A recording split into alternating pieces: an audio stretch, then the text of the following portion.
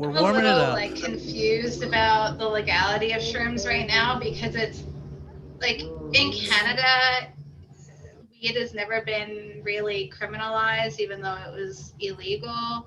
But like, no one's gonna bust you for a joint. So it's like, oh Right. yeah, I'm just gonna smoke weed casually, and now it's legal and everyone smokes weed. And so the people are like Posers. trying to figure out what to do that's like kind of bad but not too bad. So now shrooms are like the huge market for shrooms, and like people Well, are it's because they're asking so. to. It's because they're so down the middle. Like they're so Yeah. like I feel like acid's more like a very like buzzy, and then shrooms is all just like I gotta find my emotions again. I wanna feel. Also, Yeah. also So, people don't want to do the same stuff their parents are doing, so it's like, Yeah. you might have parents that do shrooms, so you got to go to like Coke or Molly or something. On that enlightening tip, we've started the show. Welcome to Oh no. Dawn's a totally hot mess open mic. There's a coffee talk thing. We do the talkie. We both host in the middle. It's a Trojan's horse of me hosting, with Dawn as the figurehead. Drink your coffee if you got it. Kill your cats because I hate your cat. What's going up, Dawn? Let's tell the people how you're doing. You're alive. You're good. I'm alive. I'm well. Proper English. Yeah, proper English. I'm becoming more and more Canadian every day. I fucking hate it. Like, I hate it. I find myself apologizing, and instead of saying A, I'm saying hey, and I think that's like a gateway drug into A, and I don't want to. Hey, you're gonna A so I don't- quick. You're gonna A. You're A next week. I'm calling.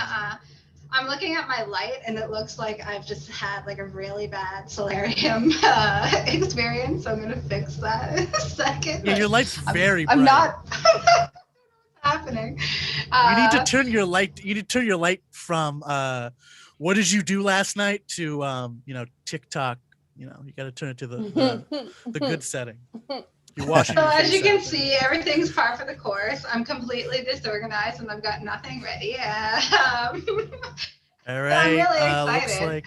Looks like coming up we got Aaron Sampson, Terry Ann Zander, Jeffrey Weinstein, Michelle Poole, Jason Osborne, many more to come. Anything else to say before we go, Dawn? Spay new to your pets. Anything? Yeah, actually, that little bitch is getting neutered tomorrow. I can't wait. if you hear his cries in the meantime, it's his last pleas to keep his testicles. So. Do you think they know? Do you think that's why he's been whining more? Like, I swear I've heard him whining more. Yeah, because he wants to fuck. That's why. And I'm like, oh, okay. nah, He's just horny. Not today, not ever. Especially Right. not tomorrow. But anyway, Aaron, welcome to the Hot Mess Mic. I hope you enjoy, and I can't wait to see what you bring. All right, up first. Looks like let's see if he has anything to tell us about spading or neutering our pets. We got Aaron Sampson. Thanks for coming. Yeah, thank you so much. Hello. Thank you. Appreciate that. You guys, I am getting old. Let me tell you, I'm 44 years old, but I feel like I'm older. I got the ear hair, the gray hair, that's normal. But what freaks me out the most is that I'm starting to get that curvature of the back thing when you look in the mirror, which just freaks the shit out of me. It's like my never ending quest to give myself a blowjob is finally taking its toll. Just kind of I do yoga to try and straighten myself out, but I just end up looking sweaty and embarrassed. I'm like the hunchback of odor shame. That's me. But I feel like old people, they're starting to get that old back thing because they're just sick of talking to other people. It's like looking at the ground is better than looking at you. Slowly start wilting. I told my wife, I'm worried, honey, there's my back is curving. She's like, ha, ha, ha, ha. That's funny because it's true. Add that to your bit. I'm like, oh fuck, thank you, honey. Really appreciate you making me feel so much better about myself. That's comedy. But what I want to talk to you mainly about today, guys, I got PP problems. Okay. I got PP problems. I want you to imagine a world where you go to the bathroom and every time you go to the bathroom, you pull up your pants, but a little bit of PP continues to come out of your PP hole. Okay. And dribbles out. That's me. Hi, I'm a dribbler. I dribble more than the Harlem Globetrotters. Just as old too. My balls are red, white, and you. And this is a serious problem. Did you know that there's a biological name for your pee-pee hole? No shit. It's called your meatus. I'm not even kidding. What kind of a biological name? Was the first penis talking to some vagina one day and being like, meet us. We want to meet you. You should meet us. My best caveman meatus impression. Maybe I just have a really big meatus, ladies. Not sure if that means anything. Or some men on the call too. My dad said, it happens to me too. Oh, must be genetic. What you have to do is bring a little tissue into the bathroom and you pat the tip of your pee-pee hole to soak up the pee. So basically what my dad is suggesting is that I use a big maxi pad for my meatus. I'm like, thanks, Dad. And then I'm thinking, you know what? This could be a business opportunity. I could sell designer pee-pee patters. I'd call them meatus matchers, and I'd give them taglines like "No pee, just be," or "Meatuses are manly." You know, they come in all sorts of different shapes and colors. I don't know. I did talk to my doctor about this. Okay. You know, I go in and tell him I got the dribbler. I'm a dribbler. What do I do? He's like, okay. What you got? And apparently my dad has the same voice as my doctor. So that's interesting. What you got to do? You know, this is a common thing. What it means is you have an S-shaped urethra. And what you have to do is straighten out your urethra so that it doesn't dribble. You take the base of your scrotum and you pull down while gently pulling up at the shaft of your penis and stroking up. It straightens the urethra. I'm like, I know how to do that. I can do that. I'm pretty good at that. So you know, what's embarrassing is that I'm in the bathroom, you know, and I'm following doctor's orders, you know, but someone's looking back over at me. And then they're like, oh, they know I have an S-shaped urethra. And there's a lot of shame in S-shaped urethras. Okay, we need to destigmatize that. I'm looking at all of you guys are like shamed to even talk about it. We need to get this out in the open. And in order to do that, we got to get big names talking about their S-shaped urethras. Okay, we got to get actors, rappers. I want to destigmatize S-shaped urethras. If I could get a tough rapper to like talk about it, like Ghostface Killer, you know, like Pat, your pee-pee hole, Pat, your pee-pee hole. That would be something right there. Or maybe Snoop Dogg, like if he could drop some rhymes like smoke, some reefer, and stroke, your urethra. We would get it out in the open. It'd be all good. All right, thank you guys so much. That's my time. Appreciate it. Hey. Oh God. I thoroughly appreciate like dysfunctional genital jokes because even though I am 29, my genitals have seen their fair dysfunction, and I still haven't been able to make it funny yet, but someday I will. I'm sure of it. I'm sure of it. How dysfunctional is it? No, 2 children, childbirth naturally, and then I was like, I don't want to do that again, so I got my tubes tied, so they went up in there and Let cut me that stop shit you right off. there. Let me stop you right there. Yeah, My you asked, I vagina tell, is man. so dysfunctional. It's How taking, dysfunctional it's is it? hiding, it's hiding its Why? money in offshore accounts. Why will nobody love me? Oh gosh. My Who's vagina is next? so dysfunctional. How dysfunctional It's is a it? hedge fund manager.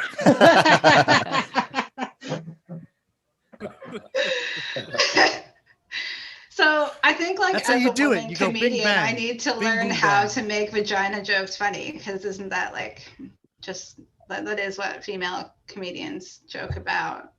I don't hear enough talk about you know, vaginas with big floppy ears and the whole like time around your ear and stuff. You know, they do it with the boobs. They there's a whole bunch of saggy boob jokes. Haven't heard a bunch of saggy vagina jokes. I don't know.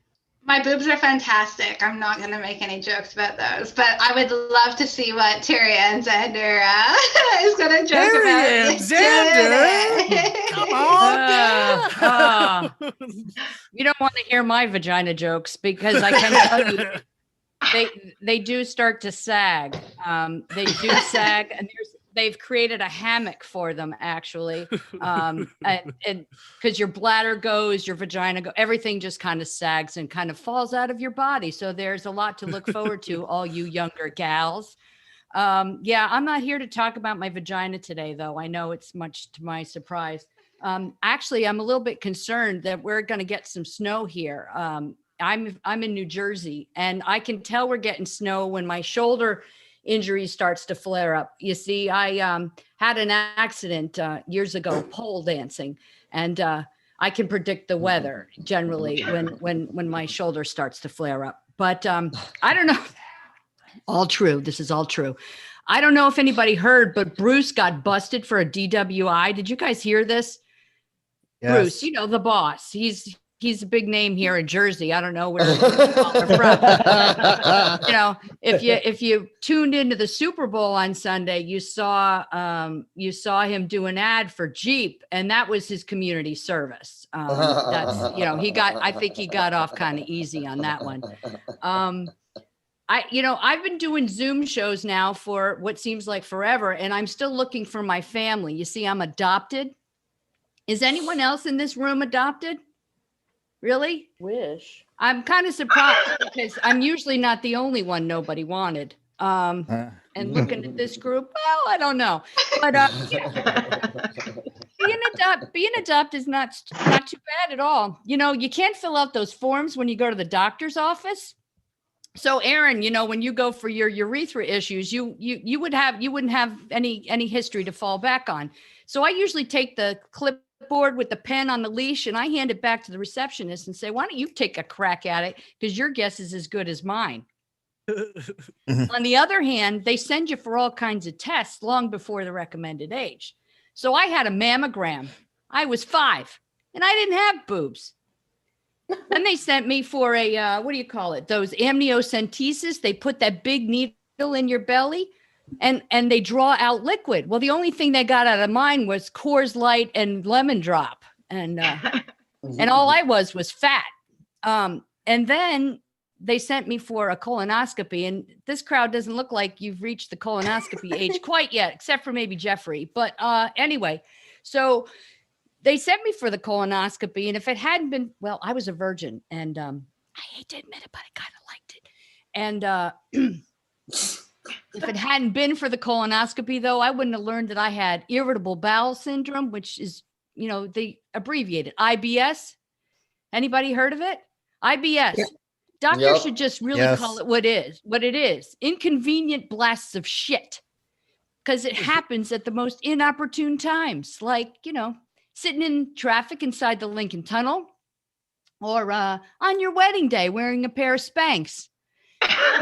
Yeah, you laugh, try to live with it. And well, moments like now. The good news is I'm only about 6 feet away from the bathroom. Yeah. So I said I was adopted, and I hail from Brooklyn, New York, in the U.S. I guess we got some Canadians on here. Brooklyn, New York. I live with the sisters at Angel Guardian Home. Sisters Maria, Teresa, Rosaria, Padma, and Shaniqua. Yeah. Brooklyn's always been pretty woke. Yeah. So that's a new word for me. I'm a little over. You know, the older I get, the more I realize I'm starting to resemble Albert Einstein. The only difference is his mustache is just a tad bit bushier than mine is. My husband for Christmas, I'm still using the gift he got me for Christmas. He got me a power toothbrush. It's fantastic. It's really helped with my bad breath. That's an added bonus. And I didn't realize that it's also helped with my gag reflex, which is now comparable to a sword swallower. And I'm thinking my husband didn't buy it for me at all, because all I really needed for my bad breath was a Tic Tac. Everybody was asking what's going on with me today. My kids, I've got 2 kids, and I get their names mixed up all the time, especially when I get pissed off, really worked up, right? I don't know if anybody else does this, jumble names. So my eldest, he's named Cutter, like the bug spray. And my youngest, his name is Hunter. So when you jumble those 2 names, try it, people, work with me.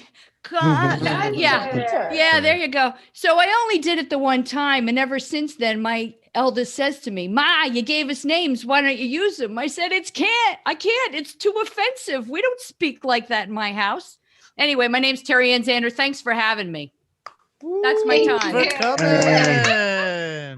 coming. Rubbish bird. I had a husband with bad breath once. We're not married anymore. I wish you would have named one of them Gunther, because it would have been like Gunther. That sounds like a king's name. King Gunther. Sounds like a superhero, doesn't it? The Cunthinator.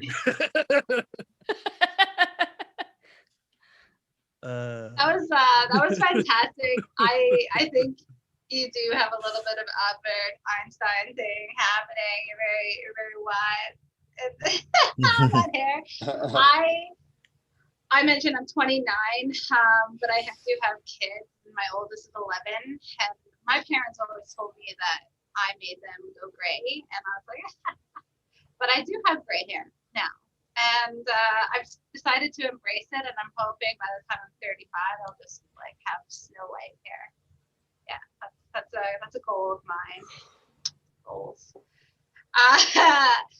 I am looking forward to the next Silver Fox coming up, straight out of Montreal. He's got a couple of his own shows going that I'm gonna be throwing a set on, I think.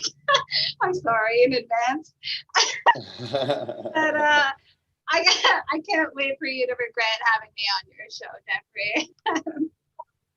Welcome to the Hot Mess.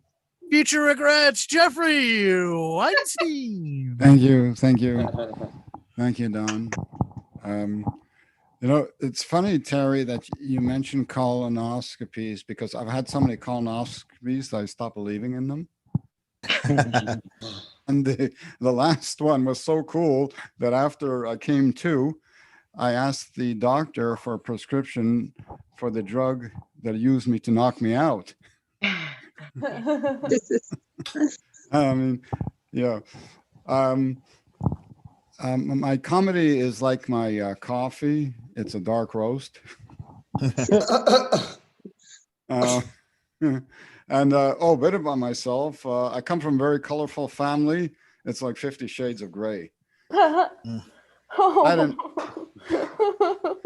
had an aunt that was so nuts, an aunt from Halifax, Nova Scotia. She was so nuts that she wanted to fix up my blue-eyed cousin with the anchor man from CTV News. So she spoke to the spoke to the TV set a lot. And I had another aunt from California, Los Angeles, Hollywood, California. She would answer the phone. Hello, Frida's Nut Farm. That's how nutty my family was. And I had an uncle who was so perverted that all my mother's sisters, when they passed away, she mourned. She was very sad. And so I went with my Uncle Howard. I said, Mom, Uncle Howard passed away. Like, why aren't you mourning? Aren't you sad? She says, no, I never liked him very much.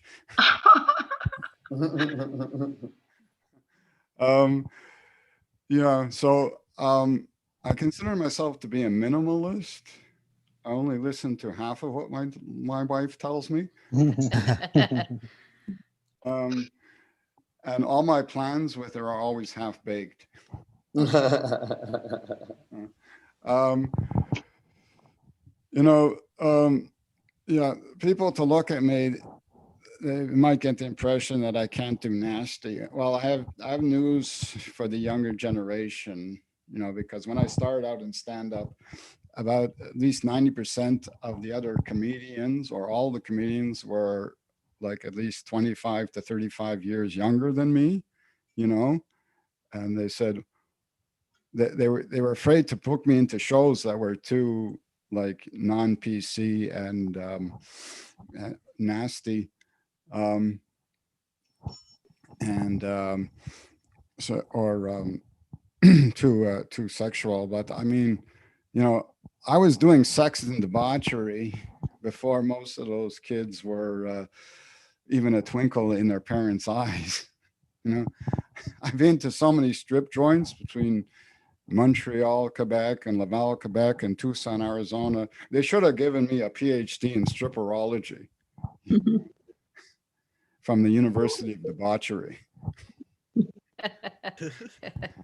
And I'm sure if I went to that school, I would have met a lot of Republicans there.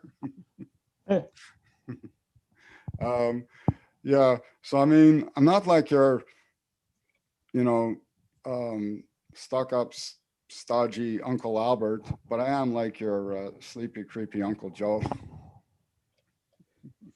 My wife and I have an asexual relationship. I'm a sexual pervert, and she doesn't want to talk about it. My first time trying to have safe sex with a girl, I forgot the combination. I had this girlfriend once. She had a very strange take on climate change. Whenever she'd get sexually excited, she'd yell out, "It's raining in my forest."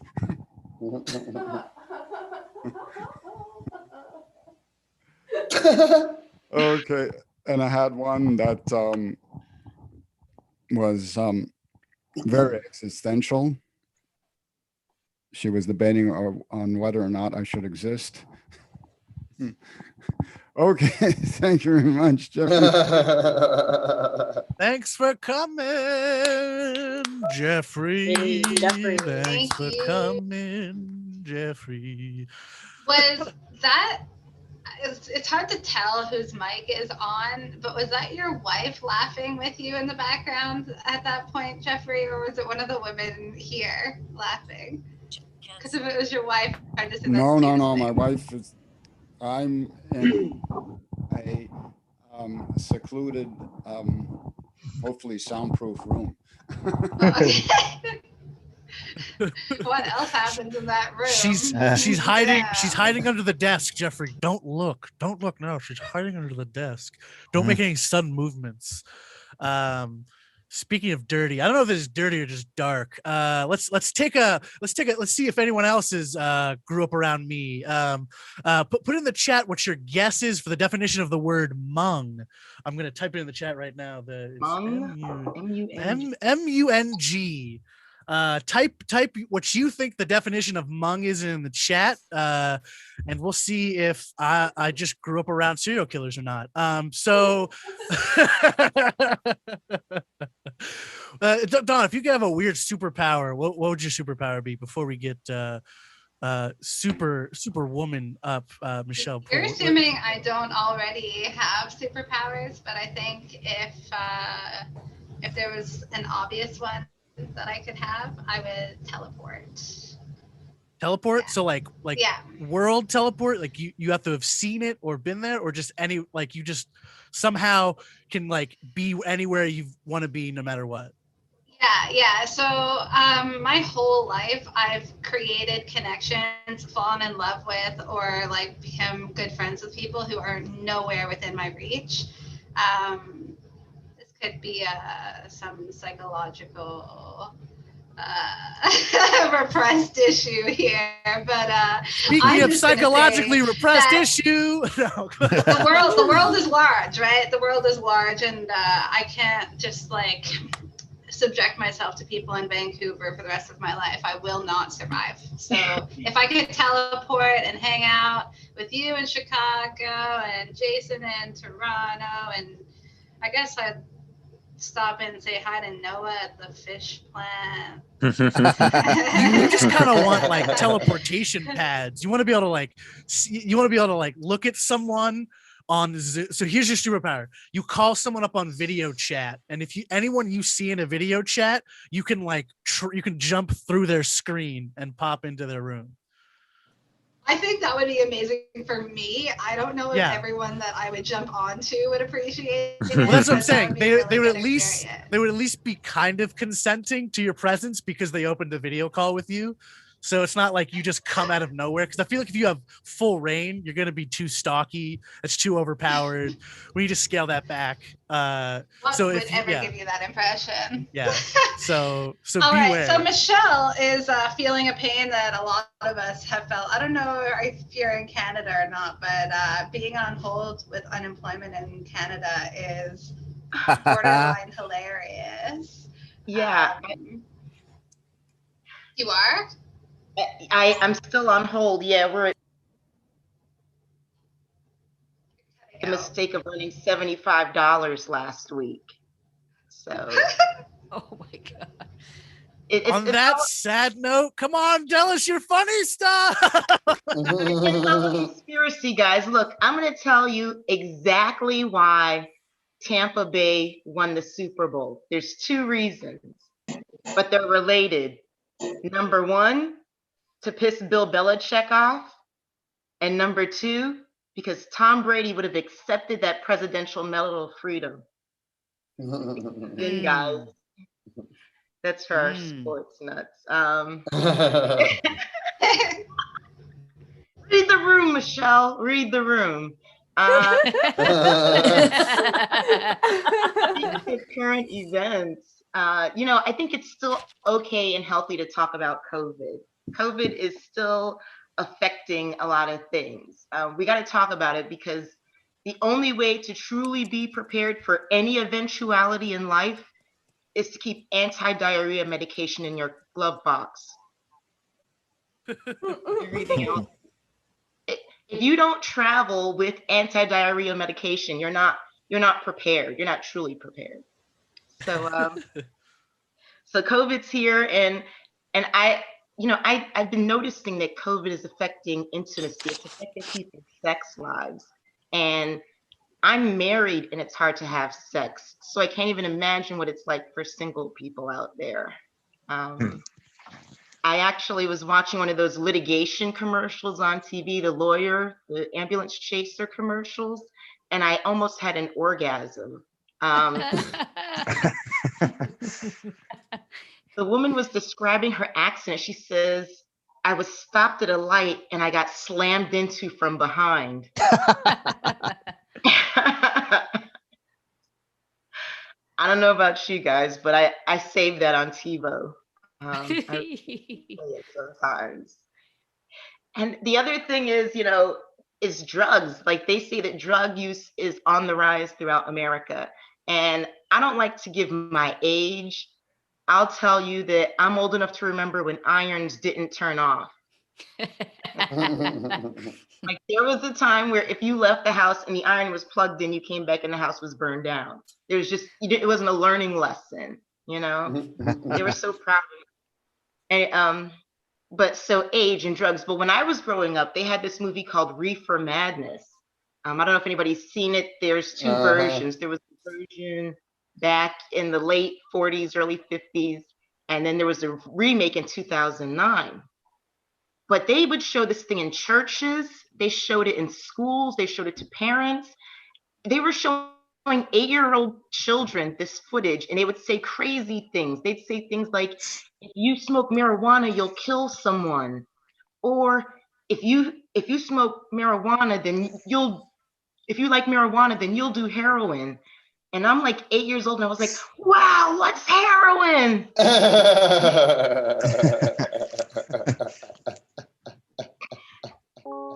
Anyway, I'm sorry about that joke. I really am. My jokes are like Waffle House, like the more abusive the Waffle House, the better the food. It's true. Like, if there are cop cars with lights flashing in the parking lot, those hash browns are going to be banging. There's been a lot of good changes. The government, you know, we have our first openly gay Secretary of Transportation. And I can't even believe that people were tripping out about Pete Buttigieg being Secretary of Transportation. I mean, it's not like his first order is to send a school bus full of dicks to elementary schools. So I didn't know if I could say that word. I could have said penile.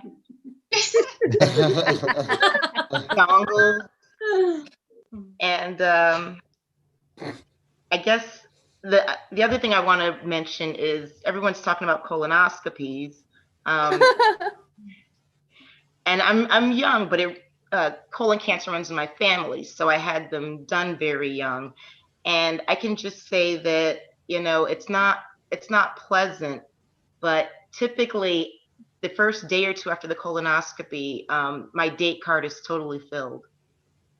And that's the joke. That would marinate, guys. The PG-13 show. Anyway, you guys have been great. Thanks for listening to me. Woo, woo. Thanks for coming. Dawn, why'd your block go so low? Here we go. What jam? Lots of people are joining in on the fun, so they're bumping me out. Hell yeah. And, you know, it's okay with me. The least amount of time that I have to talk, the more time I convince you guys that, like, you should be here. Yeah. I'm personally full of shit, Michelle, so I have to carry around a pack of glycerin. Yeah. That sounds like a joke, but if you look at my personal Facebook, I recently did seek out help to like get, I was like, I'm full of shit, guys, help me out. Glycerin was the answer, apparently. Yeah. I think I figured out where dead baby jokes came from. Yo, I just cracked some shit wide open. I was like, why were there so many people telling dead baby jokes when I was growing up? I'm like, where did that even come from? Like, there was a certain point in high school where like everybody had to have at least 4 or 5 dead baby jokes in their back pocket. And you had to do research. But anyways, apparently, according to folklorist scholar Alan Dundes, I'll have to verify this. But apparently he says the dead baby joke cycle began in the early 1960s. He theorizes it came in the second wave of feminism in a rejection to like legalized abortion and contraceptives. And I'm like, oh, that's right. I grew up in Pennsylvania with a bunch of angry hick boomers who were like getting wasted, telling all these jokes, and then like their young sons are around here, and they're like, whoa, dead baby jokes. Oh, and then everyone's telling them at school, and then, you know, internet 4chan stuff comes up. Anyways, well, like, you know, I'm super on board with, you know, having to filter out some of our jokes, not punching down. But I am very grateful that killing my kids and dead baby jokes are still on the table, because I'm gonna have a hard time if that's not PC anymore, you know. Jokes about child death are definitely on the chopping block. All right. I did a dumb I dad am a really good mom, guys. I am, I promise. Dawn's the best mom. When she's playing Fortnite with her kids, they're like a SWAT team. Get her and her kids with trios, she'll murder it. We actually have a like winning streak. We haven't lost when we played together as a team, and I think that's really cute. But anyway, no one's here to listen to funny, like nice things about my children. That's not who I am. Speaking of fun, togetherness, and the digital age, we got Jason Osborne. All right. Woo! Thank you, Dawn, and Dawn's assistant. How dare you? Now that everyone's all sad, about the dead baby jokes, now we bring me up, but that's cool. I'll turn it around. All right, so my name's Jason, and I'm a sex machine. That's right. I'm a broken down old sex machine. And so greetings from Canada, or as the Americans like to call it, that place where all the fake girlfriends come from. I can sympathize. I got a girlfriend in Alaska. So Valentine's Day is coming up on Sunday. Is everyone excited? No? Okay, no one's excited. Even the married people aren't excited. They're like, who cares? You remember, do you guys ever go to like one of those elementary schools where like they made you give everybody in the class a Valentine so nobody felt left out? Yeah. No? Okay. So when I was like 10, I was a very progressive 10-year-old. So I had like a huge crush on this girl in my class, and I really wanted to finger bang her, right? But because of the rules, I know, right? Yeah. Because of the rules, I had to offer to finger bang all the girls in the class so nobody felt left out. And they all said no because they thought I was a player. And then I had to go and like offer to do hand stuff to all the guys in the class. And most of them said no. Okay, I don't want to talk about that anymore. What else is going on? Oh yeah, I recently had to change my relationship status on Facebook, and I noticed that one of the options is it's complicated, and I thought to myself, oh great, now like stupid people have somebody and I don't.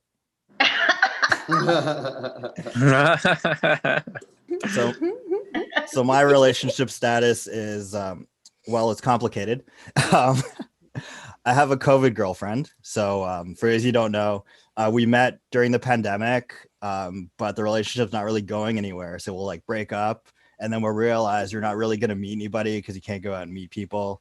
So we just get back together and do stuff. So for her, it's kind of like being on one of those game shows, you know, and they call your name and they're like, you're the next contestant. You got all excited and the music's all and then it's like, you know, pick door number 1, door number 2, or door number 3. And she picks like door number 3, and door number 1's like a new car. And it's like, yeah, but that's not what you get. And then like door number 2 is a trip around the world. Yeah, but you didn't pick that one. And then like, I'm like behind door number 3, and like door number 3 is like the lifetime supply of razor blades. And it's like, wah, wah, wah, wah. That actually reminds me of a joke. How many razor blades are in a lifetime supply? 1, if you cut yourself just right.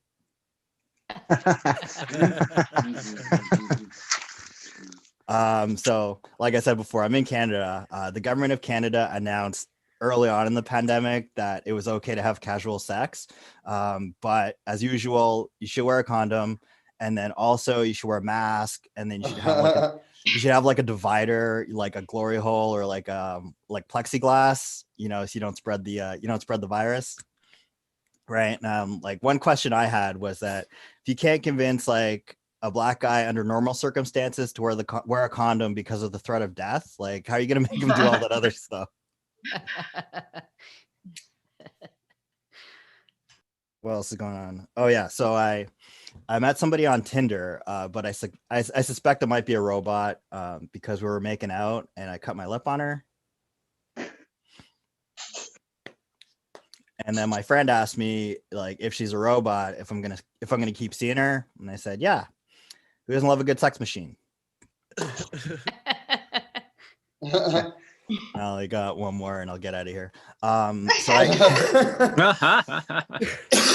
So I got banned on Bumble because I was typing messages and I accidentally referred to Bumble as Tinder, and Bumble like just got pissed and went off on me. He's like, oh, you like Tinder so much? You go on Tinder, you let Tinder fuck you up, because I am done. I am done. Like, literally, I'm done. That's my time. You've been a great audience. You're my favorite audience. Let's bring your host back up here. Thanks for coming. Thank you, Jason. I think Jason gets funnier every week, and I appreciate that he's continued to come through like some weird hot mess mics. He's still showing up. Yeah, like I thought James was the only person who was like a big enough lunatic to continue to come after some of the things that we've seen here. I but, never stop coming. Never. He's really looking forward to adding a trophy onto that wall of his. That's right. There's a lot of new people to this mic today, James. I really hope that you elaborate on what the fuck I'm talking about so everyone else knows how pathetic you are too. JK, I love you. Our next comic is Just also kidding. Okay, No, wait I a don't. second. Wait a second. So the Spocker or the Shocker, I think, is the big debate that we have to say now. Not the Right? shocker. The shocker is intense. The That's shock like is level like, up. ooh, You need the spotter. You Spock first and then you shock.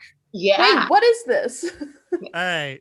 I have put the definition of Spocker. Spocker in the Abigail's chat. like, this is Or you not can in any of my BDSM books. I mean, I know the Shocker because it's like, but yeah. So, but anyways, on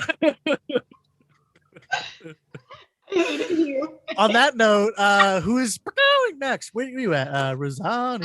Oh, here we go. Rosani has also Give Rosani a entered good intro. More than Yeah. one hot mess mic, and she deserves props for that too. I think she actually takes time out of her workday to join us, and yeah. Am I right in saying that? Mm-hmm. Thank you she's for splitting up your dedicated. workday to give us your wonderful words. Rosali Christie. Thank you. Thank you. Thanks for coming. I also join you from Canada. So I would like to start off by saying sorry, please, and thank you in advance. Being wheelchair bound means that I have strangers who want to pray for me on street corners, and children want to know everything there is about me. Last week, I got cornered in the elevator by a kid who was like, "What happened to your legs? You're not going to walk ever again? How are babies made?" That's when his mom jumped in and she was like, "Josh, leave the kind lady alone." I had to say, no. I'm not kind. I've been called an inspiration at the liquor store. I've been called a role model at the cannabis clinic, and I've been called the C word at the local Walmart. Like, really? You're gonna call me a Crip? I don't even like blue. Joke on you. Brown people have no filter at all. It's not. Okay, anyway, I've been called fat, ugly, lazy, and that's just my dad. Sometimes they want to know, you're in a wheelchair. How do you do the sex? Do the sex? You know what? Throw me a grab bar and some pillows. I will show you that 61 out of the 64 Kama Sutra positions are fucking inaccessible. I need a new book called Save My Marriage. I'm in an interabled relationship. So my husband is considered my caregiver. So it's a pretty good trade-off. I'm in it for the care, he's in it for the parking. It's even. Where are you? I'm in a wheelchair because I have multiple sclerosis. So that affects my sensation. What happens is, my sensations are kind of numb. I can get burned and not feel it. I can get bruised and not feel it. I can have an orgasm and not feel like admitting it. Like, keep going, honey. Keep at it. Momentum. The pandemic is doing wonders for our relationship. We are growing together. We are growing plants. We are growing beards, and I'm winning. I go in for a kiss and he says, "Stop it. It tickles." And that's when I say, "Who's your daddy?" I recently had an STD scare. My gynecologist called me in the day after a pap smear and said, "You got to get in here." And that's when she told me I had trichomoniasis. So what is that? Can I get it from a toilet seat? She said, get your husband in here. And then she gave it to him. She said, how could you do this to your wife? You know, she's so loyal. I left that appointment feeling like shit. I needed therapy. Not for 1 second did they think it could have been me. Don't let my ego fool you.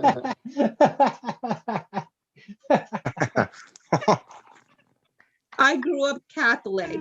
So if any of you guys know, like we get something like the communion, it's a piece of bread during mass that we consider that's the body of Christ.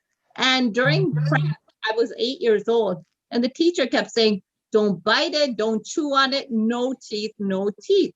So 8-year-old me put on my hand and said, did Jesus say no teeth? And so they kicked me out of the program and I had to get my communion 1 year later. Thinking back on it now, communion prep, I've used my knowledge in communion prep more than I've used the Pythagorean theorem. So anyway, guys, I have 1 minute left. I'm going to throw it back to the room. Thank you. Wow, thanks for coming. Doug, get over here. Stop changing your shirt. Here we go. I was like, I kept the same shirt. I just needed a little bit more, like, Abigail's always teasing me with things over there. Like, and so I was like, I can't do that. I can't just sit there and be like, yeah. Rosani is fucking hilarious. I appreciate so much of your set, and I wish I could elaborate more on that, but making MS jokes like could only be funny coming from somebody with MS, and you do it like really well. Like, so thank you. Yeah. I hope that you are otherwise staying safe and well, because that is a bitch of a disease in all seriousness. So yeah, someone is stalking you. Yeah. We have a new comic to the Hot Mess Mic coming up next. His name is Larry Griffin, and I know absolutely fucking nothing about him. So I'm hoping he's going to tell us. Larry Griffin, founder and CEO of Baskin Robbins. Thanks for coming. Yeah, you found my identity. You got it. I was recently in the ER because I had a mild addiction to over-the-counter allergy prescription drugs. You know, like it happens. Turns out that's just a steroid that can fuck you up. Not good. You take too much of that stuff, it'll really, just destroy your nose. You'll be spraying blood like I did all over my sink, looking like a death metal album cover. Not really not a good time. And I'm glad nobody came into my house and saw that while it was still there, because they would have thought that I would have killed somebody. And that's insulting to me because it assumes that I wouldn't clean up. I didn't like that shit at all. I had to go to the hospital for that. It destroyed my nose. And it's not even a cool drug. That's the worst part to me. It wasn't even a cool drug.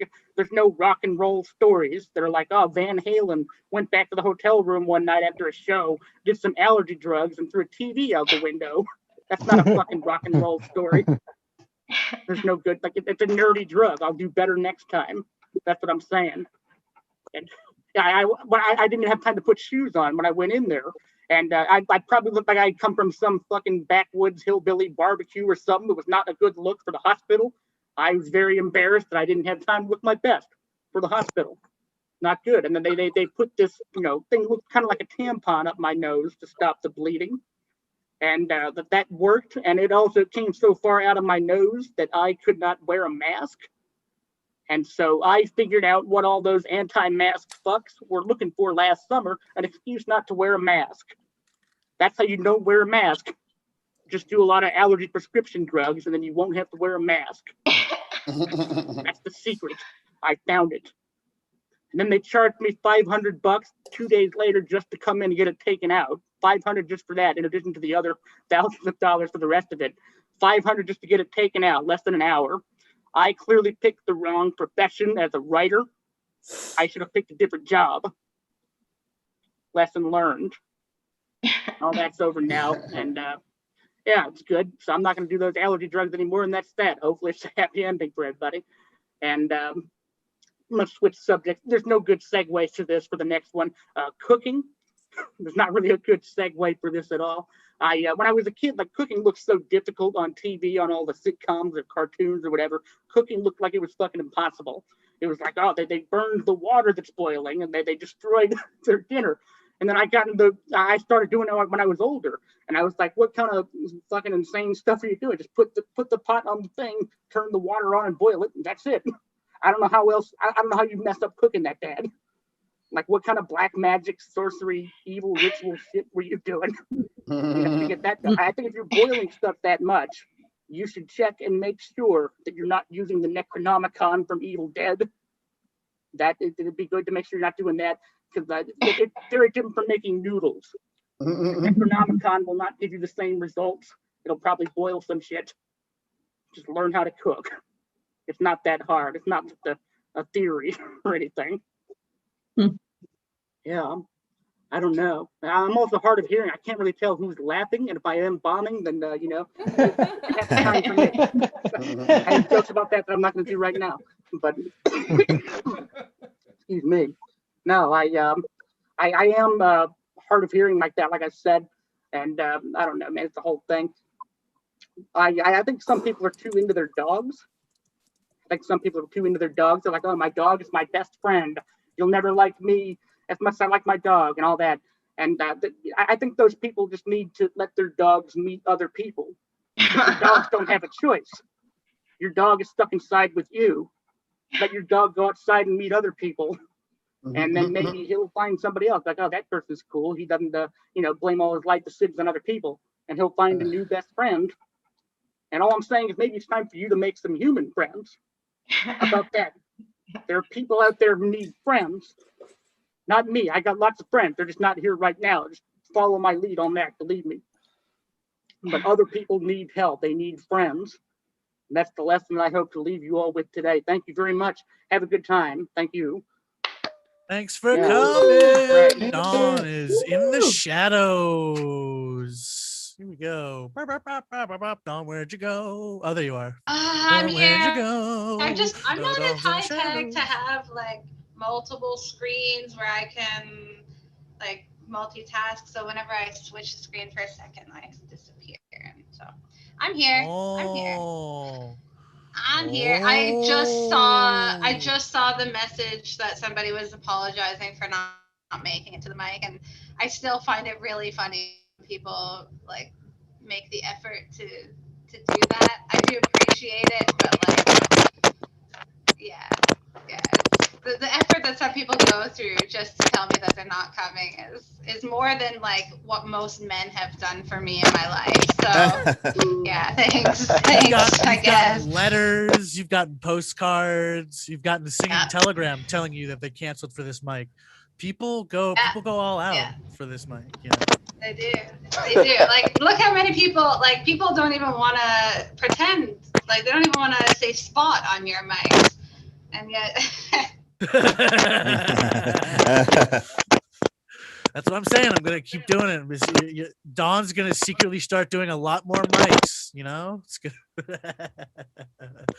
If you want to hire Dawn Pierce to be your figurehead, contact Still us. trying to like feel out my audience. You know, like the amount of clothing I should wear. Like, contact us at Team Dummy on YouTube.com. Dumbass things that I say.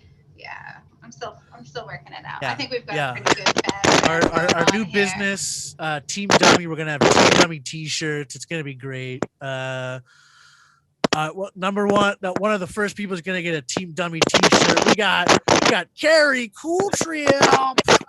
Hey, Carrie guys. Cooltriop. Hey, we out here, guys. It's early, man. Like, I hadn't even brushed my teeth yet. I'm out here raw mouthing on this mic. Oh shit, man. Man, I woke up. I was like, man, we getting lazy in America, man. We getting lazy, people, man, including me. But it's different levels to this shit. Like, so Tesla trying to come out with this like self-driving car, right? Hell no, I am not. I am not on board with that. I'm not about to buy no auto driving car for that bitch to haywire and then lock all the locks and then just take me to the only last active plantation that's still in Washington, haunted by Andrew Jackson. Hell no, I'm out on that. Gary, stop Hell no. moving. Oh my bad, I like to move. See, I'm used to that stage. I be moving. I'm already outside. Hold your mic away from your sweater. We can't hear you. Yeah, I'm gonna borrow some more money on my Cash App so I can get me a laptop. Shit, man. I'm with the insect too. Walking to the dollar store the other day, right? And I looked at a spider in a tree, and it didn't even have a real web up there. He done made a whole design out of a plastic trash bag that he had up there in the tree. That's the saddest thing I've ever seen. It didn't even use the shit it was born with. I climbed there and I sold a real web up there with my granny. It's sad. I don't know about you guys. I fuck with birds. I fuck with birds out there. Yeah, we can. Oh, my mic is messed up. Some kind Okay, of hold on. feedback.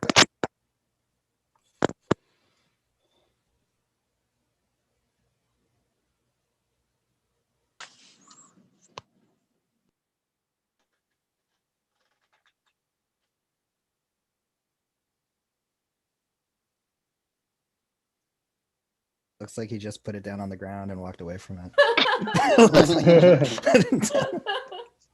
Fuck this shit. Yeah, he's at the cell phone store right now. Hear me now? Yeah, My bad. You said my mic messed up. it was before. It's good now.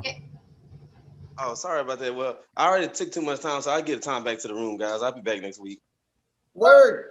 Woo! guys. Love you, Carrie. Yeah, I love you too. It's all good. You know what I'm saying? You can throw in a Sorry, couple the jokes, man. plumbers you are got being. some time. Yeah. Hey, you got some time. You want to throw some out, or is it just messed up? You want to try back a little later? Yeah, I'll probably try back later. All right, cool. Thanks for coming, man. I have to deal with people being apprehensive. The door is unlocked, guys. Just come in. Don't worry, don't worry. I got it. Doors open to you. All right. Yeah, I'm in a hat shop. What's up? I remember my first Zoom mic. My setup was pretty professional. I was on my cell phone with headphones that didn't work at a bar. All right, let's see how good went noise really cancellation well. is. Do you hear that? They're sawing in the background. Oh, this noise cancellation is the best. Yeah, this isn't an advertisement, but Crisp is the best noise cancellation thing ever. You can't hear them sawing in the background?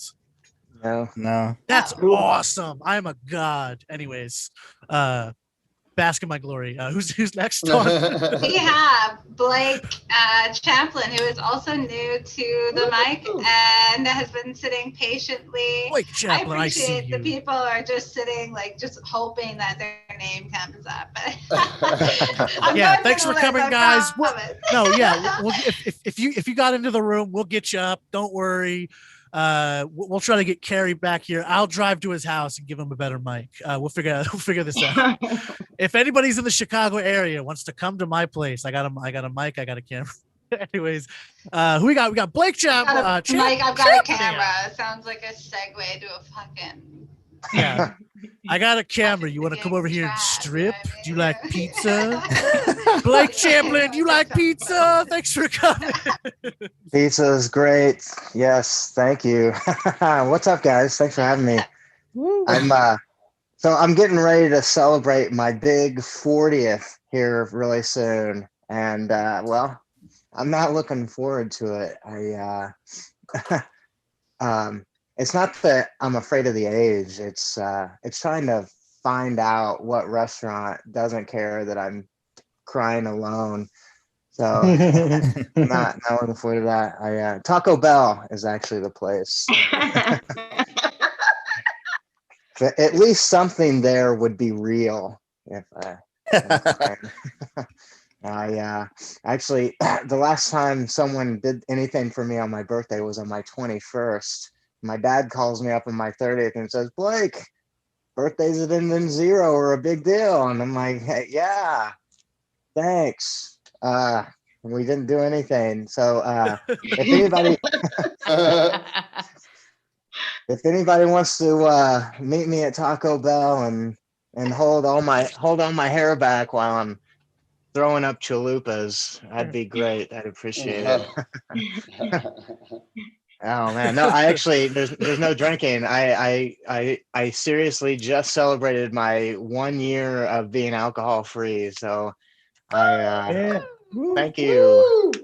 Thank you very much. It was a great day to buy an 8-ball of Coke, so it helped me get through. I had a great time.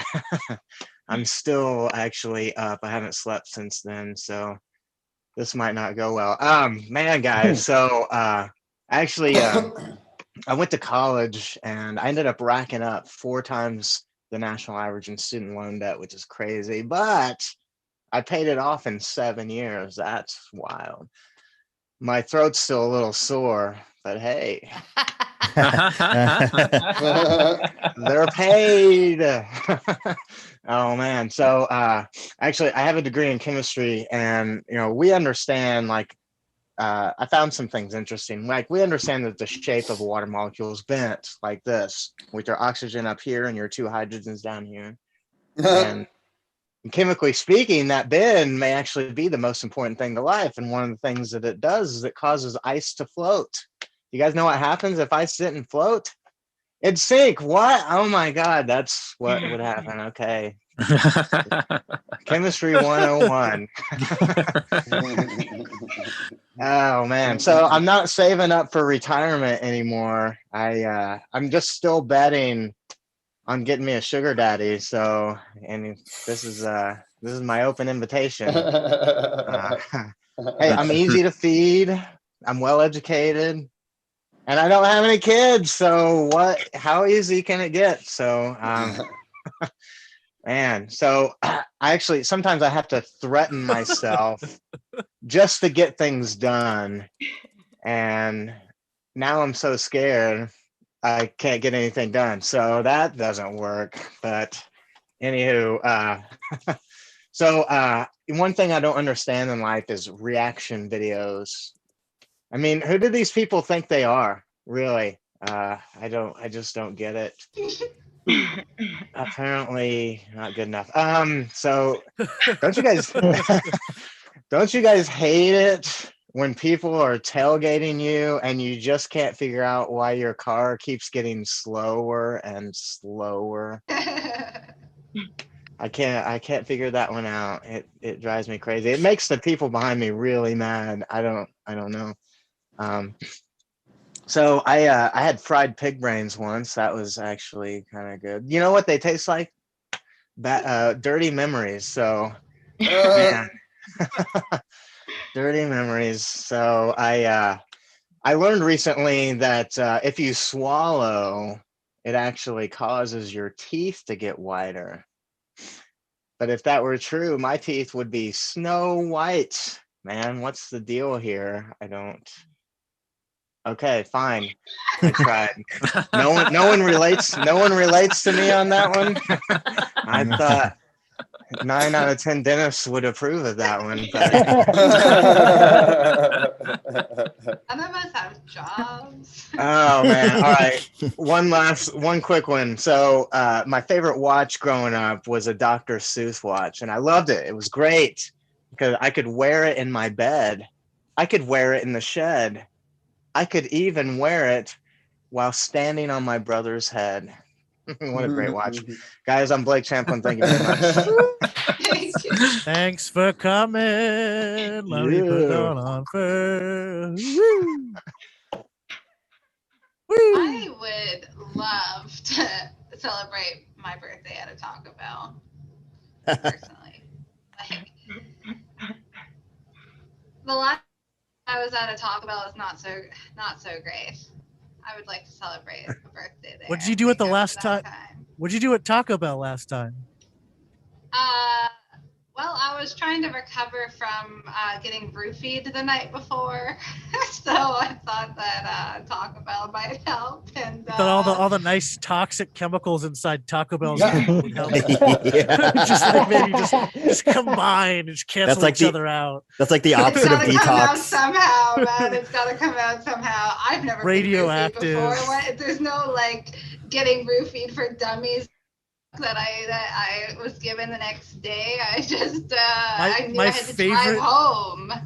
My from favorite part Portland. of my favorite part of Taco Bell is that like until like maybe 10 or so years ago, I think it was like 60 or 70% of Taco Bell taco meat was just like sawdust. I was just like within acceptable ranges or something. I forget how they got by so long.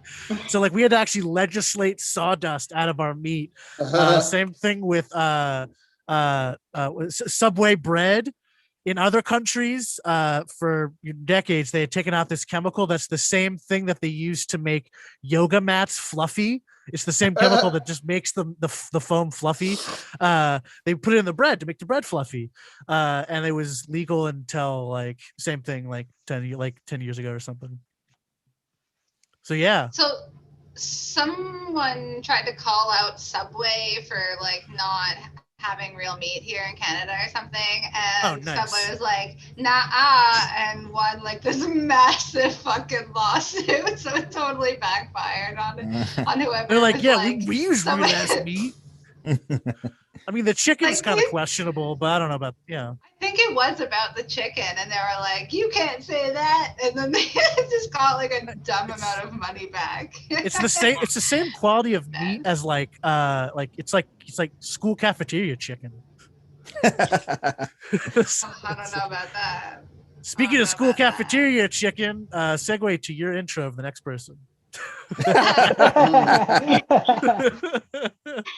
So aside from James, this guy's the sitting on the other side of the pond, just waiting for all of us to shut the fuck up so he can have a drink and go to bed. He gave us a courtesy poop before he came, so he's not constipated, and I'm happy that he's joining us this week. He failed one time before. He said he had a sore throat. When I inquired about COVID, he said, nah, just the regular thing. And I wanted to ask if it was gonorrhea, but we didn't know each other that well yet. I hope your gonorrhea is better now, Darren. Telling us if it's gonorrhea. Coming on next. Boom. Hello. Yes, I did have gonorrhea in my throat. But no. But yes, my name is Tarancelli. From my accent, you can tell I'm clearly from Quebec. No, I'm from England. I have actually visited Canada before, years ago. I went to Canada. But I went to Canada years ago during Christmas, and your snow takes the piss. I mean, when you walk through the snow and you come home and you don't know whether you're wet or you've pissed yourself, come on, sort it out, Canada, on that one. But yes, my name is Tarancelli. That is a Indian name, an ethnic name. And some people don't realize what those names mean in other countries. My dad, he's a teacher. He has a kid in his class. The name of this kid, Harshit. He has shit in his name. The kids at school call him Harsh. I said, Dad, you're going to call him Harsh? He goes, no, I'm going to call him Shit. Harshit has a brother. Harshit's brother's name, Hardick. You got a Harshit and a Hardick in the same house. And here's the kicker. Their dad's name, Baldeep.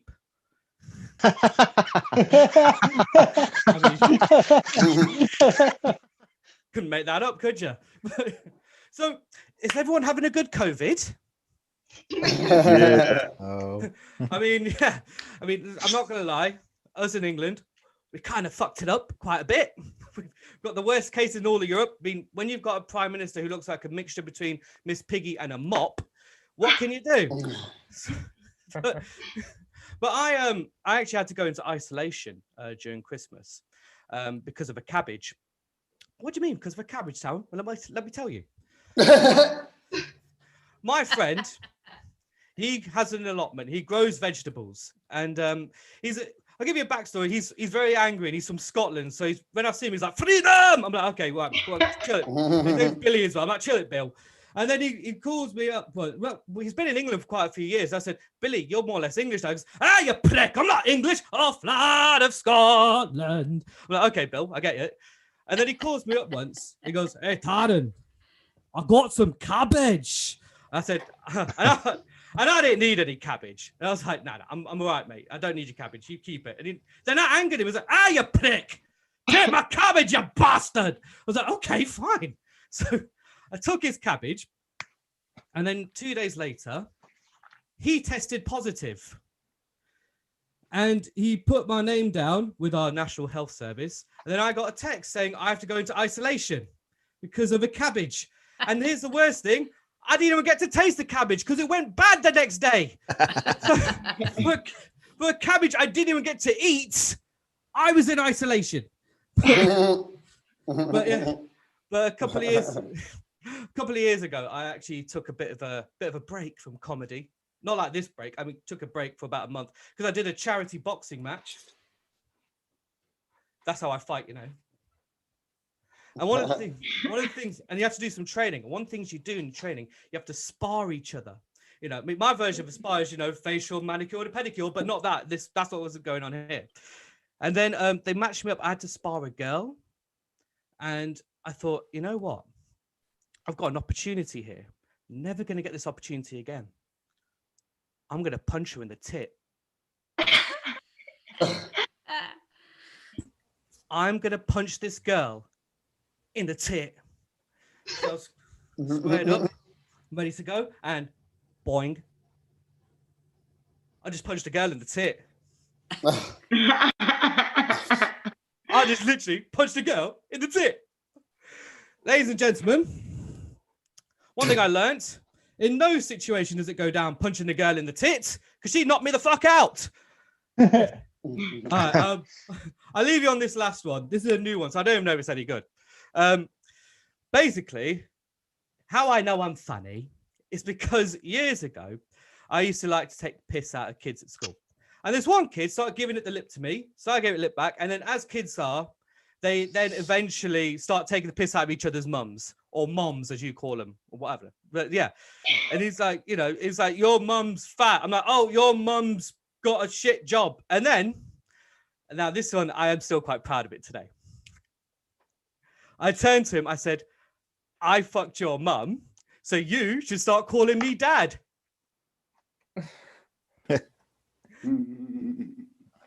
He then went to his brother, and his brother was a very angry dude.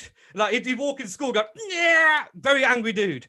And he came up and went, oi, Taryn, did you say that to my brother that you fucked my mum? I went, oh shit, I didn't know that was your brother. Is he your brother? He goes, yeah, he's my brother. I went, so I told your brother that I fucked his mum and he should start calling me dad.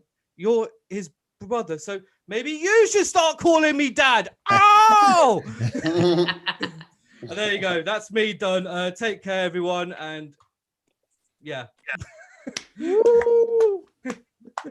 I'm now going to eat an apple. Darren told us that he's going to consider this his North American debut. I think he did all right. What do you guys think? I think he did all right. Where did you visit in Canada?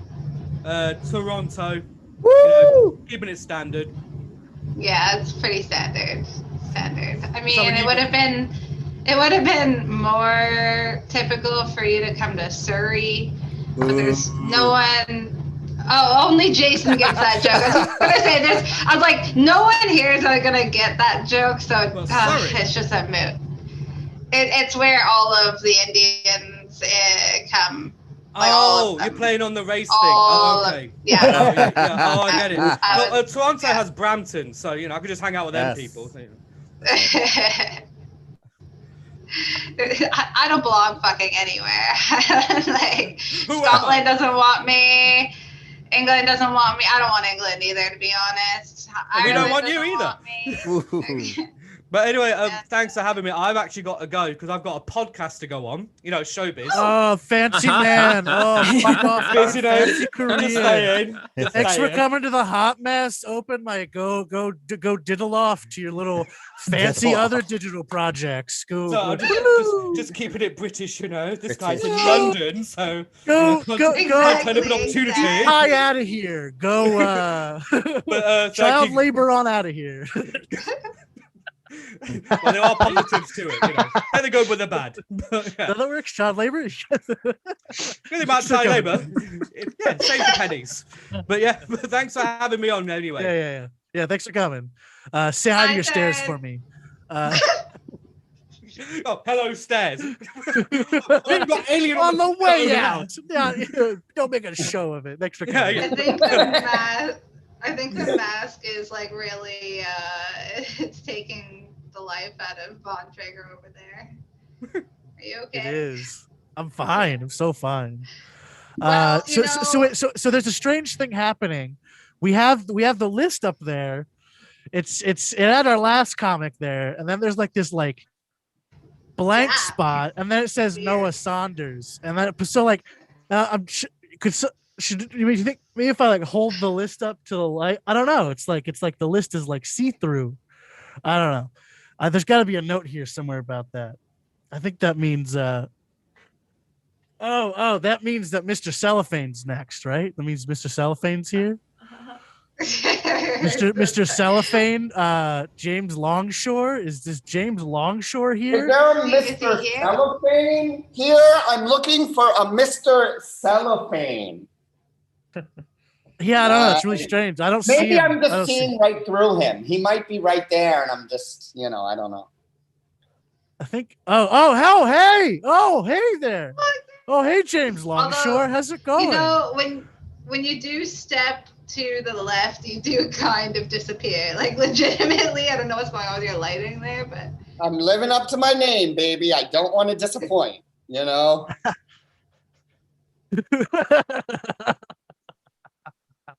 I will do this for the end of time. Thanks for coming, James Longshore. Come on, give us your funny, boy. He asked how I'm doing, and I'm like, I don't know. That bit was meh, so I'm meh.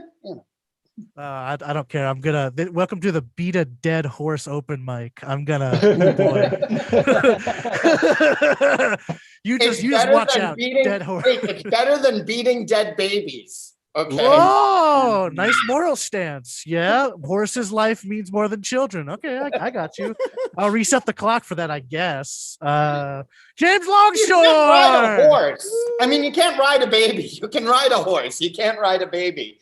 Some people ride babies. I don't know. Have you tried? This is getting very dark for a morning show, man. Has my time started? Dawn, yeah, I tried to restart your time like 7 times. Yeah. All right, 7 minutes.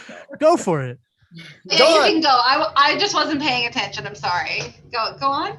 Well, I for one am happy to see you. I am so happy you are not locked in the basement. I really like when I saw the post, I didn't sign up because I thought it was like maybe your husband like posing as you.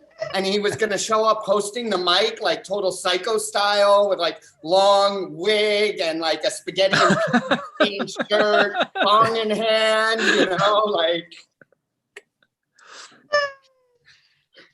like I don't know if what happened last week was planned, but if it was, Bangaraja and Dawn are creative geniuses.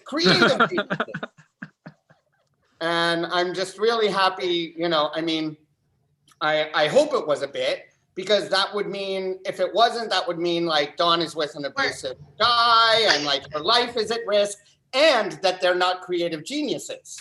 And I really want them to be creative geniuses. So when they die, I can be like, I performed with them on Zoom. I did, Okay. I do see the bong there on the table next to Dawn, and she always like she goes off screen to hit her bong, but she tells us she's doing it as if that doesn't make it unforgivable. You know, like one day she's gonna be like, I'm just gonna go murder my husband. You didn't see nothing. But you know, the set is becoming all about Dawn, and it's supposed to be about me. So this is the part in my story. If you guys have been watching every week, then you know I continue my story. This is the part of the story where I moved to Bucharest when my beautiful Romanian wife mail orders me. But I realized that, by the way, you got to watch Hot Mess every week because I am not doing a previously on Hot Mess. You know? I mean, we binge watch. Who needs a previously on anymore? I realized I've got a movie coming out this weekend. I do. It is in cinemas. It's a Casey Affleck movie called The World to Come, and I play Rapey Guy. Yes. Wait. Is it cinemas or Pornhub? Pornhub. No, cinemas. It's going to be in cinemas. Cinemas.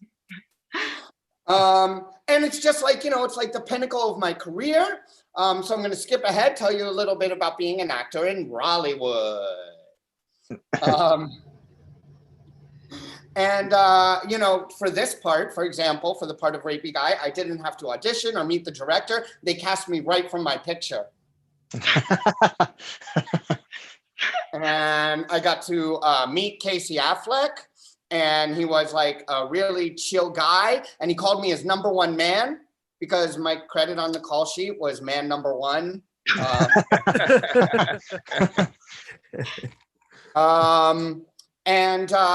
was really chill though. He was really cool, which I guess you got to be when you're Ben Affleck's brother, because like, you know, Ben's over dramatic about everything, being Batman, being an alcoholic, marrying Jennifer Lopez and then divorcing her and marrying Jennifer Garner, I guess, so he didn't have to worry about screaming out the wrong name in bed. Side note, J-Lo, you remember that song, I'm Still Jenny from the Block? 32 credited songwriters on that song. It took 32 people to write the lyrics. Used to have a little, now I got a lot. I just think it's a funny song. And so 1 minute? Are you kidding? Like, I'm not going to be done in 1 minute. All right. You know what? Okay, I'll fast forward.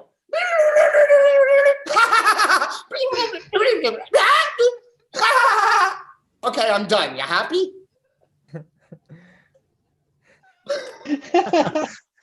Nobody's sure if I'm really done or not, but I am, guys. That was my big finish. Hey. Oh, James. Oh, James. That was actually a very good set, but you didn't talk about the participation. I forgot. Wait. Actually, wait. Pretend you didn't say that. And I was going to say, I feel that playing Rapey Guy is the part I was born to play. And even if they don't give me an Oscar for it, I hope they at least give me a participation trophy. But I skipped it because he made me all nervous with his 1 minute thing. Like, I didn't skip it. I didn't skip it. It's called timing. You kept asking when you started. I kept restarting the clock. Timing in comedy? Why do you need timing in comedy? I don't. All right, here's the real question before I kick you out of here for being such a glory hog. Who are you, and what have you done with the real James Longshore? Because the real James Longshore would wear the same sweater he's worn every time he's come here. Wrapped him in cellophane. Oh shit! The dude. real James Longshore wouldn't have been funny. It's weird. It's like he's like, I'm in a movie. I guess I'll pull out some actual jokes now. Yeah. Yeah, that was good. That was like that's like the most half-assed compliment I can give you. Drink your weird skinny can of Coke. Thanks for coming, James Longshore. Up next, I'm not sure if he's here because he wants to be or because I threatened him with unsolicited photos if he didn't come. But I'm glad he's here either way. Yeah, no, that's what it gets to sometimes. I feel no one's coming and I'm like, I gotta do something desperate. You gotta do it. You gotta lure them in. I really needed people to know that I was okay, you know. So welcome to everyone's favorite armchair and the comedian who sits in it, Noah Saunders. Hey, what's going on? James, I really truly loved how indignant you were about the previously addressed and agreed upon time constraints. That was pure magic. I only have 1 minute. What are you talking? I really enjoyed that. So I think comics can probably relate to this. Have you ever done a bit that's like super personal and then it doesn't land at all? And you're like, wow, now everyone knows that for absolutely no reason whatsoever. Ever happened to anybody? I've long been suspicious that my mom is a mail order bride of some kind. I know it's a weird thing to say about your mom. I'm going to give you the backstory. You can draw your own conclusions. It was my dad's third marriage. He was like a moneyed Orange County guy. That's Southern California, if you don't know, with like no social skills. He lost all his money. I was a rich ass baby though. I will say that. I was like, man, fuck all these other babies. Where'd you get that? A thrift store? Get it together. And then my mom is from a small fishing village called Daha, from a region of the Philippines called Eastern Visayas. Like, no one ever just winds up in Daha. No one's ever like, oh shit, are we in Daha? Like, you have to go there. You need a guide. So my parents just didn't meet at a club in Manila. They just didn't. And they're also 14 years apart, big age gap, Filipino, red flag in it. So no, there's a wife exporting nation. It's not inherently a red flag to be Filipino. It's just, it goes on. And my dad was 44 when he went over there. And let's face it, middle-aged white men do not fly solo to Southeast Asia for the noodles. They just don't. I don't know. That's not fair. Just bring a friend for your sake. It's not fair, but bring a friend. Bring a friend. To be fair, they do have very good noodles. So there's that. I've noticed, I've been doing comedy for a little bit now. I've noticed a trend of, yes, great Filipino food. They're so cultured. They got it over in Newfoundland. I don't know where that is, but I've noticed a trend of people kind of teasing me about my laid back stage persona, and live and on Zoom, and it all came to a head when after I did this mic on Zoom, someone from Macedonia said, "Noah, I love your energy. I'm also tired." I thought that was like the most next level backhanded compliment I'd ever heard. I had a misunderstanding with this girl recently. She asked me if I had HPV, and I said yes. But what I thought she said was, "Do I have HGTV?" Which I do have. I don't have HPV. I just like house hunters. Okay. I don't care if it's staged. I think a lot of people had this feeling when COVID first happened back last March. Like they were like, of course this would happen when, new year, new you, like when I was getting ready to go to grad school or start dating again or whatever it was. My thing was I'm bipolar. I was getting better at managing certain aspects of it. And my first thought was I didn't go through Lexapro and Abilify and Wellbutrin and Klonopin and Depakote and lithium. There's one more. Also, I could live in a world without toilet paper. Where did it go? Remember that? Remember that little? I worked as a server/bartender. That was my prior life, and it took a while. I was furloughed from my job, like so many others. It took a while for my benefits to arrive because the system became so overwhelmed with claims. I used that as an opportunity to tweet a joke. I said, "Jesus, COVID benefits haven't arrived yet. I'm going to have to start selling my body," right? It's a dumb joke. It's okay. Like I did okay on Twitter. I took a screenshot of it and made it part of an Instagram story. And my mom replied and said, "Okay, so what's my cut? What's my cut?" So I blocked her. Obviously, you gotta block your immigrant mom. That's what you do. Anyway, I got a little bit of time left. Any one-liners I want to try? I'll do this one. I have some good news. Great news, guys. I have been asked to be the face of a new clothing line called Sad People with Backpacks. So get ready for that. That's my time. Thanks, guys. Thanks for coming, Noah Saunders. He's so chill, it pisses people off. Thanks for coming. I get that. Like, I think it's people that are just jealous. They're like, I wish I could have that amount of cool. But inside, you're probably just pissing your pants like everyone else. You just have a really stoned face. Let's play poker. Let's just take down everyone. Take down all of Vegas. Yeah, thanks for I coming. like that Noah looks exactly the same every time as well. He's always wearing a hat inside, and I'm not sure if like we need to. That's just a Chicago thing. It's just cold as fuck. My windows are frozen shut right now, so it's very cold in Chicago this week. I think that's half the reason the plumbers are here. You would expect that I would like feel that pain being in Canada, but I was in a t-shirt yesterday, so sorry. Zoom in on my eye roll. It's tough. It's tough being me, let me tell you. It's so tough being garbage. Oh my God. I'm level 110 in Fortnite. It's so hard being me. We should do tournaments. Yeah. Oh yeah. Oh, you want to go? So before we lose our entire crew here. Yeah, no, we always talk about Fortnite in the middle to lose everyone, so that we know the true believers stay till the end. I'm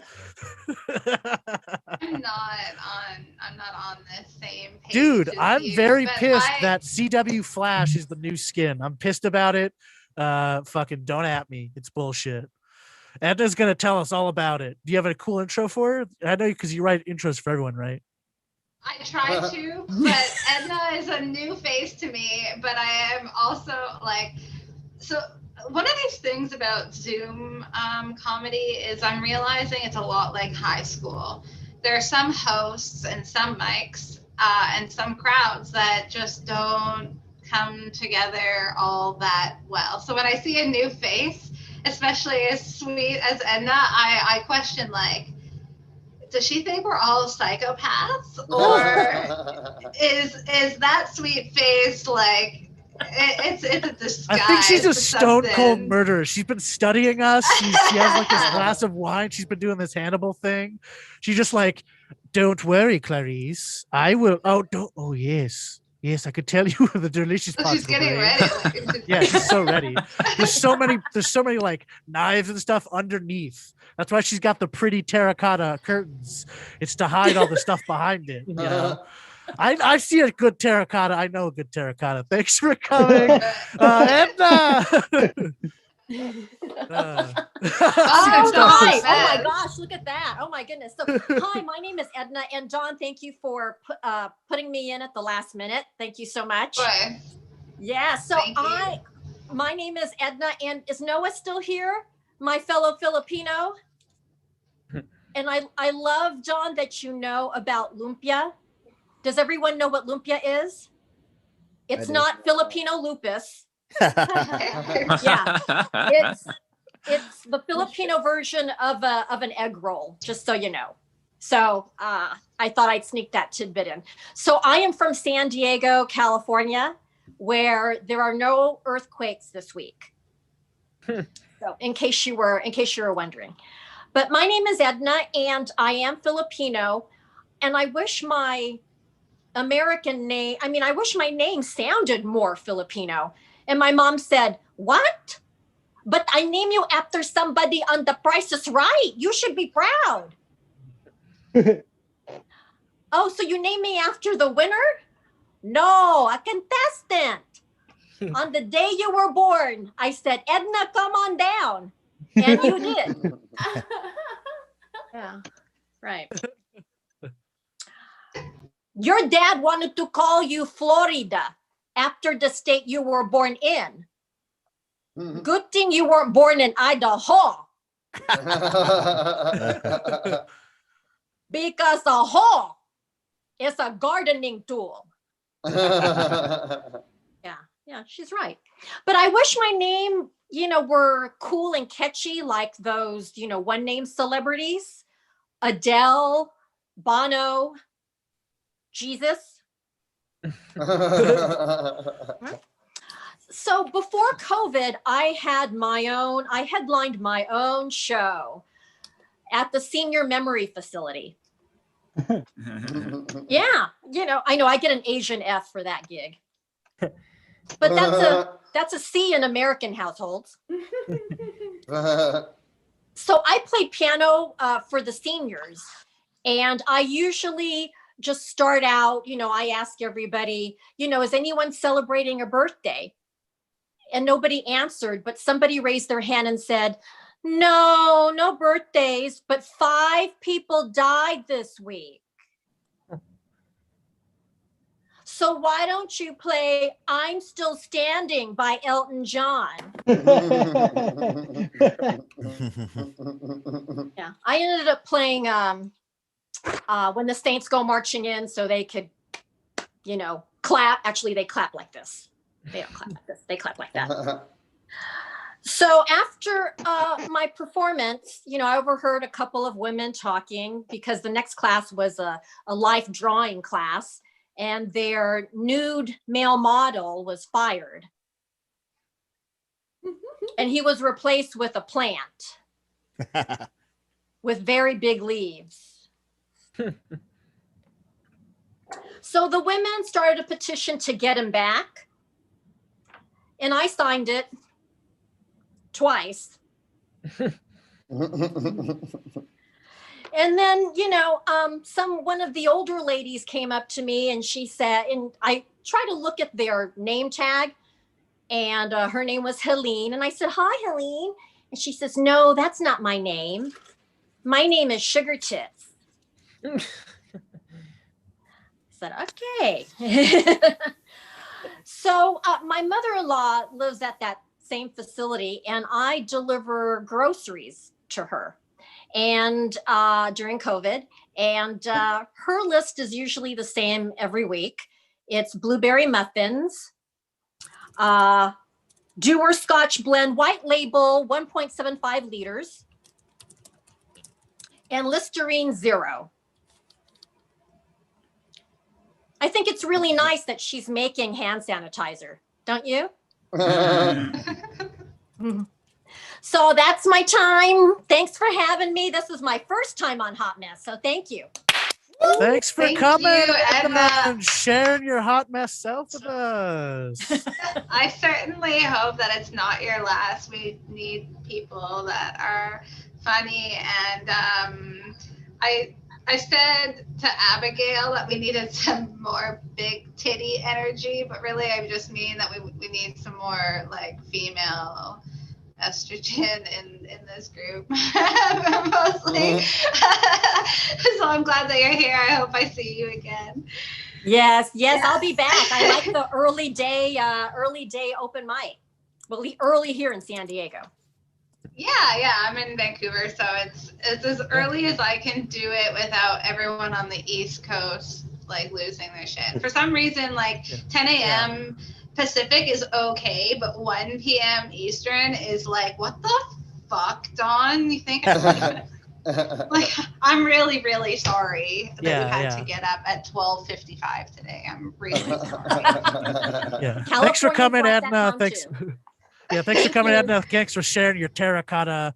Thanks for sharing your comedy. I promise. Back, Josh. I promise not to kill you in the serial killer fight that we're gonna have in that epic crossover. I don't know what I'm saying. Who's up next, Dawn? Where's that awesome intro you got for the next person? We have oh gosh. Who would I like? This mic wouldn't be anything without Tom Dykes coming in and like slipping in a little bit of himself in between other people's sets. And even Come on down, Tom Dykes, and slip yourself in amongst us. Thanks for coming. I always look forward to see what personality we're getting from Tom. Yeah, you're getting the beard scratching personality. Let me think. So I went to the grocery store to buy water, okay? And let me tell you about the water at the grocery store. This is a gallon jug of water, okay? This costs 89 cents, all right? Now over here, this is a bottle of water. Now you're thinking, Tom, there's more, this costs 89 cents. This is a water bottle. This has to cost less, right? No, it costs more. It costs $2, okay? So when you're going to the grocery store to buy water, you're not paying for the water, right? You're not paying. We've made it clear the water costs 89 cents. No, when you go to buy a bottle of water at the grocery store, you're paying for a fashion statement, okay? Poland Spring, which is a stupid fucking fashion statement, by the way. Fucking Poland Spring. I'm Jewish. I watched Schindler's List. I don't want to know that something originated in Poland, okay? Like, that's not something that I'm interested in knowing. Doesn't make me feel better. Oh, I want this water. Like, I don't know. I have no positive stereotypes about Polish people other than, like, they're good at cleaning things. Like, why did you name your water after them? Like, what the fuck?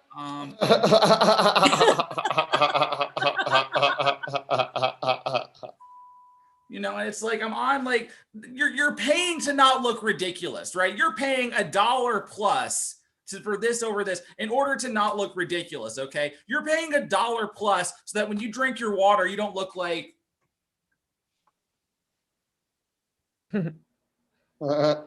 like this shit, right? And like, to an extent, I understand. Like, if I sit next to someone and they have a gallon jug of water, I'm gonna start asking questions. Like, why do they need the whole gallon? What's this person with the gallon jug of water doing? I wouldn't just think that he's being economical and logical, you know, saving money on his water purchases. What else? So, like, I remember this one, I'm a math tutor because comedy doesn't pay enough for me to support my lavish lifestyle. And I was going to this person's house and it was like 8:30 a.m. on a Saturday or some shit. And I was the most excited math tutor ever. I don't know if it was mania or what, but every time it's like, okay, and what's the next step to the problem? We take the difference of 2 squares. What's the difference of 2 squares? It's x minus a, x plus a. Then what do we do? And they loved it. They just said it was great, but they wanted that on test day, okay? They wanted just a really excited man. So this is what we do. We just find a bunch of coke heads and say, hey, we're going to give you a bunch of coke, and all you got to do is stand next to the kids taking the SAT and be really fucking excited about shit. I think it's a great plan. It's a great plan. We don't even have to pay them in money. We just pay them in coke. It's a great plan, guys. What else? Oh gosh. Yeah, to be honest, I've done some coke. Like 100% of the time I've done coke, I was peer pressured by a really hot chick, which is really just a way to get guys to do all types of shit, you know? All types of shit. Waluigi. I want to make a joke based on that noise, but I don't know what to do yet. Like, I don't know, man. Like, does anybody here know who Waluigi is? I don't, because it's like one of these things where Nintendo is just like, you know, our voices of our characters are really fucking strange, but they could be stranger. And they just kept going with that. And then they ended up with the guy who sounds like, I don't get it. It's like a really lame version of that jive talk they had on Airplane. That's what Waluigi sounds like. Take the jive talk and just make it sound as lame as fucking possible and give it to like a white guy who looks like he's from Eastern Europe somewhere. That's it. Let me see.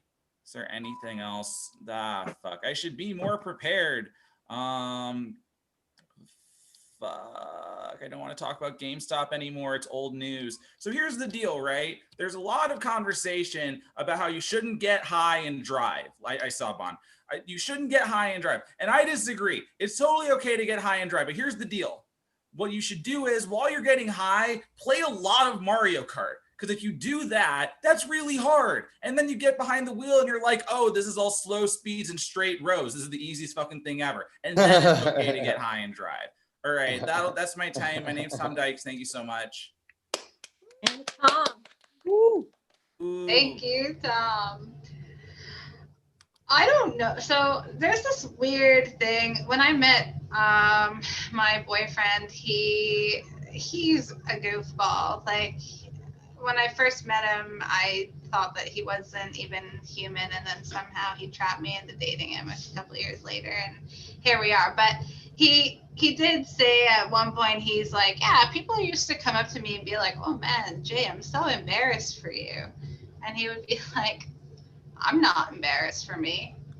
And I've just kind of like stuck with that ever since then. So when it comes to the bottle of water, Tom, like no shame. I am taking that jug. It's going down my face. It's going down my shirt.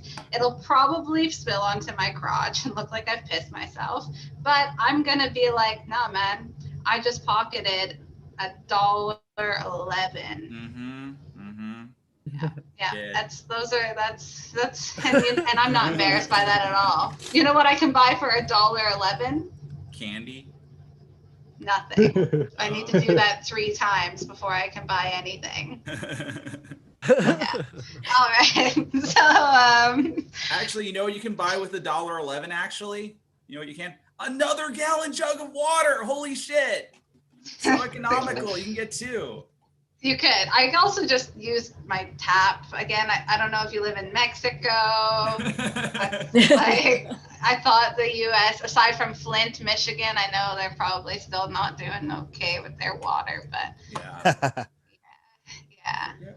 That's as much as American politics and socioeconomics that I know. So I want James to tell us a little bit more because I'm done talking.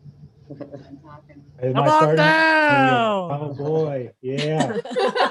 Come on down. It's like you mentioned James. I'm like, is that me now? Is that who I am? Because I wasn't even sure. Because your boyfriend named James, and then someone else's name is James. 4 Jameses, and you're like, James, come talk to him. I'm like, is it me? I'm pretty sure, because I'm pretty sure I'm next. I could be talking and be completely wrong. I could be completely wrong. It's you. It's you. Okay, cool. But you Cool, need to it is blame me. your parents for giving you such a generic name at some Oh, point. I blame them every day for Personal everything. responsibility.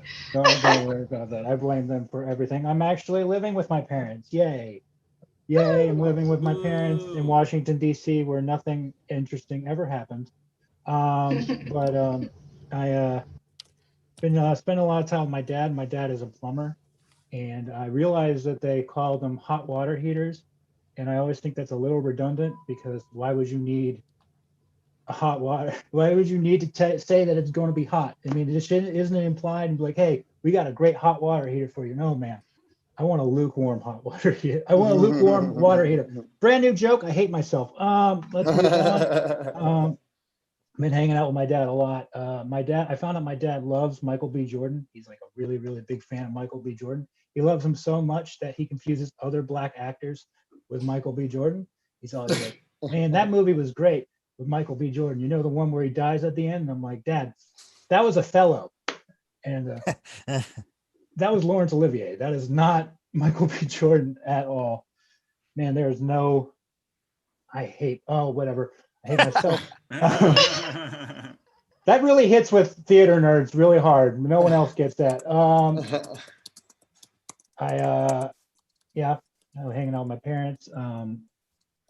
Someone told me that a woman told me once that she wanted to be treated like a person. And I'm all about that. But at the same time, I don't know if you know the history of people, but most people don't treat people like people. I think what she meant was she wanted to be treated like a rich, landowning, wealthy white man. So I challenged her to a duel. And sorry, I'm a bit rusty. I am I'm a bit rusty. I'm rustier than a school shooter on a virtual school. I think that not wearing a mask into someone's house is a lot like not having unprotected sex. Like when you go in there, you know it's wrong, but once you're inside, you might as well get comfortable. You know, there are a lot you can tell a lot about the people who who look at you weird in the grocery store, who when you're wearing a mask. Those people are the same people who get weirded out when you put a condom on in the grocery store. There it is. There's something. Jesus, God in hell. Sorry, I was putting together a chair the entire time. You guys are very funny. Yeah, I was putting together a computer chair. I don't know if you guys want to look at it, but I don't care. Jack S4 is just Johnny Knoxville getting COVID. Wow. Wow, is it just early or am I terrible at comedy? I think I'm just bad. I do have trouble talking to women in Spanish. I do speak a bit of Spanish, but sometimes I mess up the words. Sometimes you want to be cool and say something like, "Hey, do you want a drink? ¿Quieres una bebida?" But what I say is "¿Quieres un bebé?" And if you don't know what that means, apparently it means, "Do you want to do cocaine in the bathroom?" All right, that's not what it means, but that's what happened. So now I have a cocaine problem and a daughter. I want to start a place that sells hard to find liquors called the Search Bar. So when people go onto Google and be like, "Google, where's the Search Bar?" and Google's like, "Bitch, I am the Search Bar." I think that people in interracial relationships are doing the Lord's work. I also think that spiders are doing the Lord's work. Pretty much anyone or anything that terrifies my aunt is doing the Lord's work. All right, I'm going to end on silence. Thank you guys so much. This has been something. Thank you. Woo! Thank you, James. I think one of my favorite things is when funny people don't know they're funny or don't think they're funny, and like just the absolute meltdown that takes place is priceless. Like I'm not a comedian. I don't even need to announce that. So I don't know if these meltdowns happen on stage at like. Oh, they happen all the time. Yes. They happen all the time. Every comedian has the lowest self-esteem, no confidence. They're wavering on every breath. Oh, they inhaled a little deeper. That's almost a laugh. Yeah. So that's why a lot of comedians. Yeah, it's why a lot of comedians are freaking out over Zoom comedy, because it's like, I can barely hear anything. And then there's noise cancellations canceling out people's laughs. I can't hear anybody. And then this other guy's snoring. This guy's grandpa is like sawing and sleeping at the same time in the other room. And someone just took their cell phone with them to the bathroom, and I heard a deuce drop. So it's a lot of weird things. You can't really bitch at the audience for like being loud, because most of it's just technology fuckery. So yeah, it's a lot of stress. Not bad for the technology fuckery. That's what it was. That was what it was. Technology fuckery. I just blame it on just bring it down another note again. That's what I'm doing. Bring it back to reality. I am totally stressed over here. Yeah. What are you so stressed about? You're sitting down. You're gonna get to level 300 before the what's season's wrong, over. You have Dawn? another month. Yeah. What's wrong, Dawn? What's true? I thought that the sarcasm was evident, but No, you're obviously too it Canadian. wasn't. It just sounds earnest. Okay. Well, All right. on Who's that up note, next? maybe someone who can convince you guys of his mood is better than me. I'm okay. Why is everyone so worried about me? Christian, please take the spotlight. Of course. Of course. I will gladly change my name to James if that's what we're all going to do. I start off by saying I like to consider myself a clean comedian, mostly because I took a shower this morning, but it is what it is, you know. This has been a pretty big week for me, actually. Beginning of this week, I dropped out of college, and I don't like the negative connotation that comes along with the phrase drop out of college. I'd much rather say that I swiftly descended away from the collegiate platform back into my parents' arms. I'd much rather go. I would. I always thought college was really fancy, though. I did. It's actually, I'm right. It turns out that college the word college is actually French for too expensive. So about that. When I was little, I didn't even envision myself going to college. I didn't. I envisioned myself becoming Spider-Man, and both of those dreams are dead. So it's whatever. But it was hard to trust my thoughts from when I was little, though, because I got a big head after I found out that there was a religion named after me. So I didn't. It was hard. I remember one of the first times I actually felt like God in my life. I remember it. I just got back from church camp and I was in church and we were singing songs and we were going crazy. All right. I was getting into it, praising Jesus. All right. I was getting into it. I was 12 years old and I just got back from church camp. I was in there. I was singing. I had my hands up in the air. Ooh, I was going in. Okay. And then I put my arms down because I realized I was 12 years old and I hadn't found deodorant yet. So I had stopped that real quick.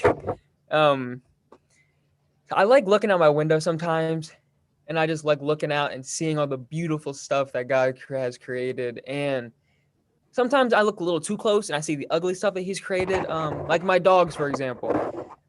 If I look at them, acknowledge that I have them every once in a while, they're beautiful, all right? They're beautiful and they're loving creatures. But I watched too closely the other day and I watched my big dog poop into the mouth of my little dog like it was serving soft serve ice cream.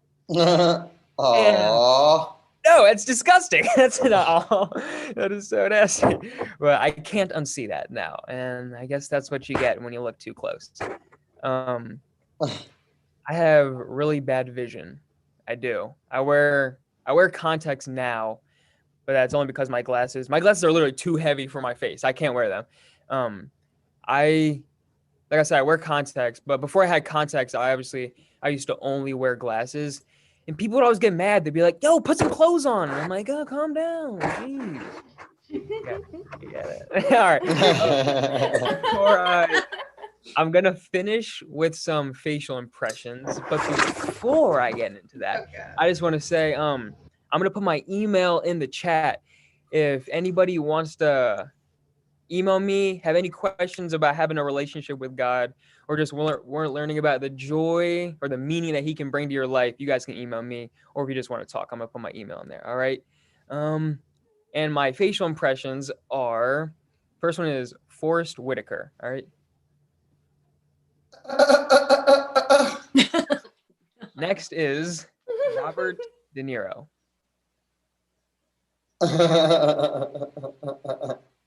And lastly, this is Jim Carrey's The Grinch.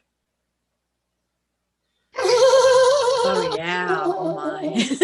All right, that's all for me. Thank you, guys.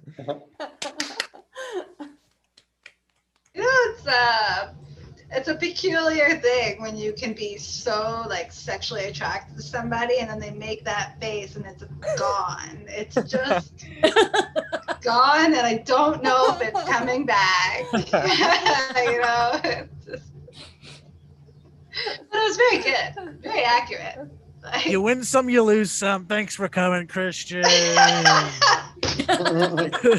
Come back next week in Who's Taking Dawn Away from Her Canadian Home. If you live in Portland, you get priority. Who do we have up next? Who do we have up next? Yeah, if you're in Portland or you're Britain. Yeah, you gotta be, just anywhere but here, really. I think up next is I have Yabba Dabba Gale. I was gonna do Yabba Dabba Doo, and then I was like, Yabba Dabba Gale sounds kind of cute. Yabba Dabba Gale sounds like an awesome, like. I'm like, I've already or fucked something. up her name one time, so like this could either just go like well or something will happen. I think it's a keeper though, personally. Yabba Dabba Gale, man. Hey, thanks for coming, Yabba Dabba. Big titty Yabba energy. Dabba Gale. Yeah. You're up. I'm trying a new thing to see if I can multi-pin, but you're up. Yeah, I'm here. Okay. Yeah, you're there. Okay, now I'm spotlighted, so I know my time's really begun.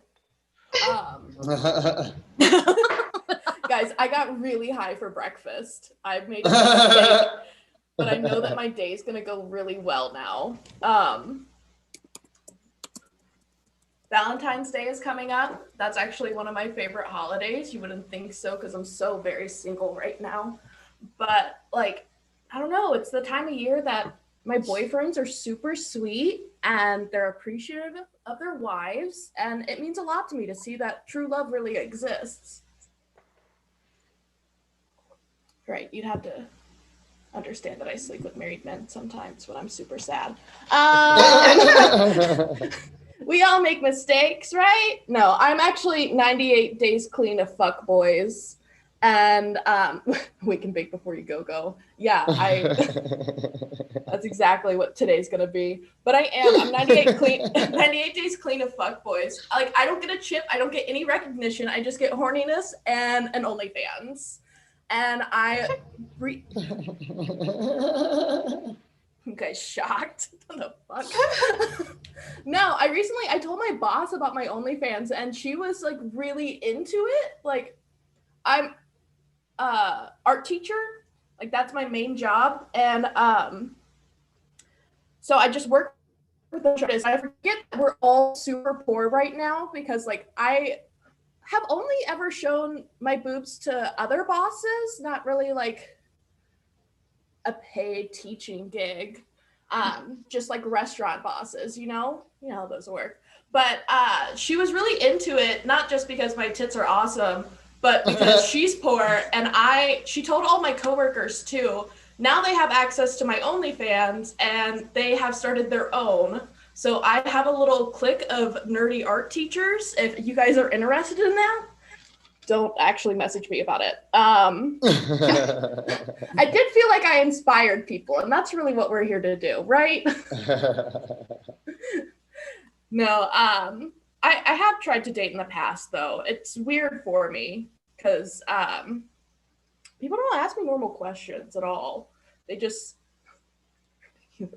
yes, we are, but I'm not a mom. No, like trying to date's really weird. They're always asking super weird questions. Dating apps are crazy because the only ones that people actually let me on are Hinge, and they just want serious relationships. And then the guys that want serious relationships are super fun. Love that for them. They're always already married. And then like, I shouldn't be dating because I hate stupid questions and people and all of that. But I did find a very special kind of man, a mustache man, and those are my favorite. And I let this guy take me out on a date. It was super special. But he asked me that question that every girl like wants to have happen, but it was just too soon. You know, how many baby carrots can you fit inside of your vagina? We were talking about our dysfunctional vaginas earlier, so I wanted to circle back to that. But like, it's obviously one baby carrot. I've been doing a lot of Kegels, and yeah, it's weird going to the doctors now though, because like legally I have to say "What's up, doc?" There's no other way. I didn't know I was going to be a human cornucopia in my mid-20s. That's strange. Really like that though. I was like, dating foodies is super creepy. Like millennials are weird. But like they're always taking pictures of their food, and I don't know if he's gonna get super into it and be like, you know what this needs? This needs fucking sauce.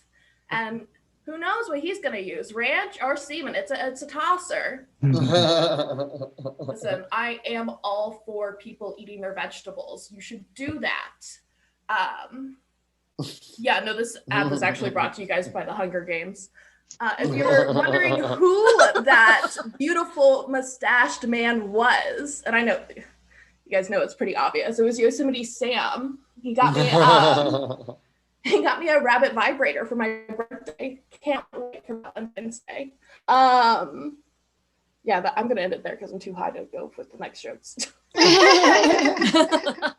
Thanks for coming, Yabba Dabba. Yeah, Ad. There's always a critical point, especially when I'm doing these mics, and especially now that they're being streamed and on YouTube. There's no like secret about my marijuana use, and I don't need to hide that from anyone. But for some reason, I just don't want the video of it me doing it on there, right? Like my children were gonna see this someday, but there's a Yeah, your critical children point are where going to I'm see like, this because this is going in the Library of Congress. I've started the process to submit all the original videos of these mics to the Library of Congress. Your no, children's okay, children you're will making see it these. sound you're making it sound like it's that far away. My kid is 11. He already like has access to the internet. I'm already hoping he's not gonna like No, stumble but across we're some getting of the these mistakes I made committed. when I'm 16. We're getting these videos committed to celluloid. Like they're gonna live forever. They're gonna be etched in stone in our nation's best and stuffiest library. I don't know where I'm going with that. National Treasure. Who's up Well, next? So, like, I don't know if Joe wants to steal No. the Joe spotlight. wants to go next. If he's next, he'll go for it. Okay, okay. I've chatted with him. He's been extremely quiet and extremely patient, unlike Joe. Josh, I'm not really sure. He looks like he's doing his daily workout, so he's okay, I think, for another 5 minutes. Yeah. Yeah, he'll be okay. That's at least another. Or you 100 guys can steps. both fight over who closes. Joe Gorman, everybody, this beautiful Wow. mustache. Wow, he's What an on another incredible planet what an today. incredible introduction. Thank you so much, Don. Thank you to all of the Star child of, yeah. of the Zoom. Look at all of this, man. What a fucking incredible lineup. And I was like, I could probably throw some of my fucking star power around, but comment. Immediately walked Tom Dykes. You see that? He was like, fuck this, enough of this shit. Turned off the webcam. Good. I love that shit. I love it when people have their webcams turned off. I am not one of these comics like, I need to be inspired by the fucking face of somebody. I don't give a fuck, dude. I could perform in the fucking abyss, all right? I could like not even hear the sound of my own voice. I'll be fine, man. I don't need no one, all right? This is preserved for prosperity's sake. All right. So when a child 50 years from now Google's cool pandemic, he'll see me fucking ripping it up in the fucking stars, getting all fucking high, talking to people when I should be doing my job. But fuck my job. You heard me, Mark Zuckerberg. You heard me, fucking people on YouTube, which is owned by Google. Fuck corporate working a 9 to 5. I want to fucking do my craft with getting high and talking. That is literally all stand-up comedy is for me. It is getting high and talking. I'm not, the fucking craft of stand-up comedy. Man, I see these comics with thick-ass notebooks that are all filled up with like their edited material. Losers. All right. I got this fucking thing and I got this fucking thing, my brain and my heart. And that's where all of the material lies, baby. All right. That material dies with me. I don't need to fucking edit my thoughts to come across as acceptable for humanity. All right. It is what it is. And you can either ride the waves or turn the shotgun on yourself. Wouldn't that be tight? The end of my Netflix special, I ends like that. And I'm like, look, do this fucking cool thing and live with it or kill yourself. Fucking suicide at an all-time low. How about that? You guys thought I was going to fucking cause another epidemic, but no, this whole pandemic has made me realize the value of life. And now I'm going to inspire people with my comedy instead of telling them to 1, murder cops, or 2, murder themselves, or 3, murder themselves by cop. Wouldn't that be cool? A suicide death by cop. So you kill the cop and then you kill yourself. Oh, that's even better than a fucking suicide by cop. Because like a suicide by cop, really, it benefits the cop because it appeases their bloodlust, which they have in their heart, and they get some time up. They're like, oh, I'm fucking traumatized. How come cops are such fucking pussies about that? Yo, cop, either kill somebody with impunity or don't have the fucking courage to do it at all. Oh, I killed someone and now I'm fucking mentally, I don't know. It's like to serve and protect. How about to cry like a fucking baby, dude? Cops suck. But in all honesty, I do rely on them to take care of me because sometimes I get scared all alone walking through a neighborhood. Huh? You guys? Nah, I don't fucking give a fuck, dog. I don't give a fuck, man. I'm just chilling and hanging out doing Zoom comedy. I like Zoom comedy too. Look at these. Like, no one's gonna go to a comedy club anymore. If you could like watch mind-blowingly good stand-up comedy at home, getting high, or going to some fucking club and watching some shitbag local opener waiting for the headliner you want to see with a 2-drink minimum, no one's gonna want to fucking do that. They're gonna want to fucking and just fucking tune in on Zoom and fucking pay the comics directly. And comics, they just follow the fucking money. You know, there's like have you noticed like the comedians that are like most vocal about like, we need to be outside doing comedy in front of people? They're like the shittiest fucking comics, like the shittiest fucking comics. Like it's not like Seinfeld's like, I need to get a set, man. You know, I guess Chappelle's kind of doing it, but Chappelle's like renting out areas, and Chappelle got COVID. Take that, you fucking Muslim goofball. Fucking, how about you rip on trans people? See what happens. God fucking strikes your ass down.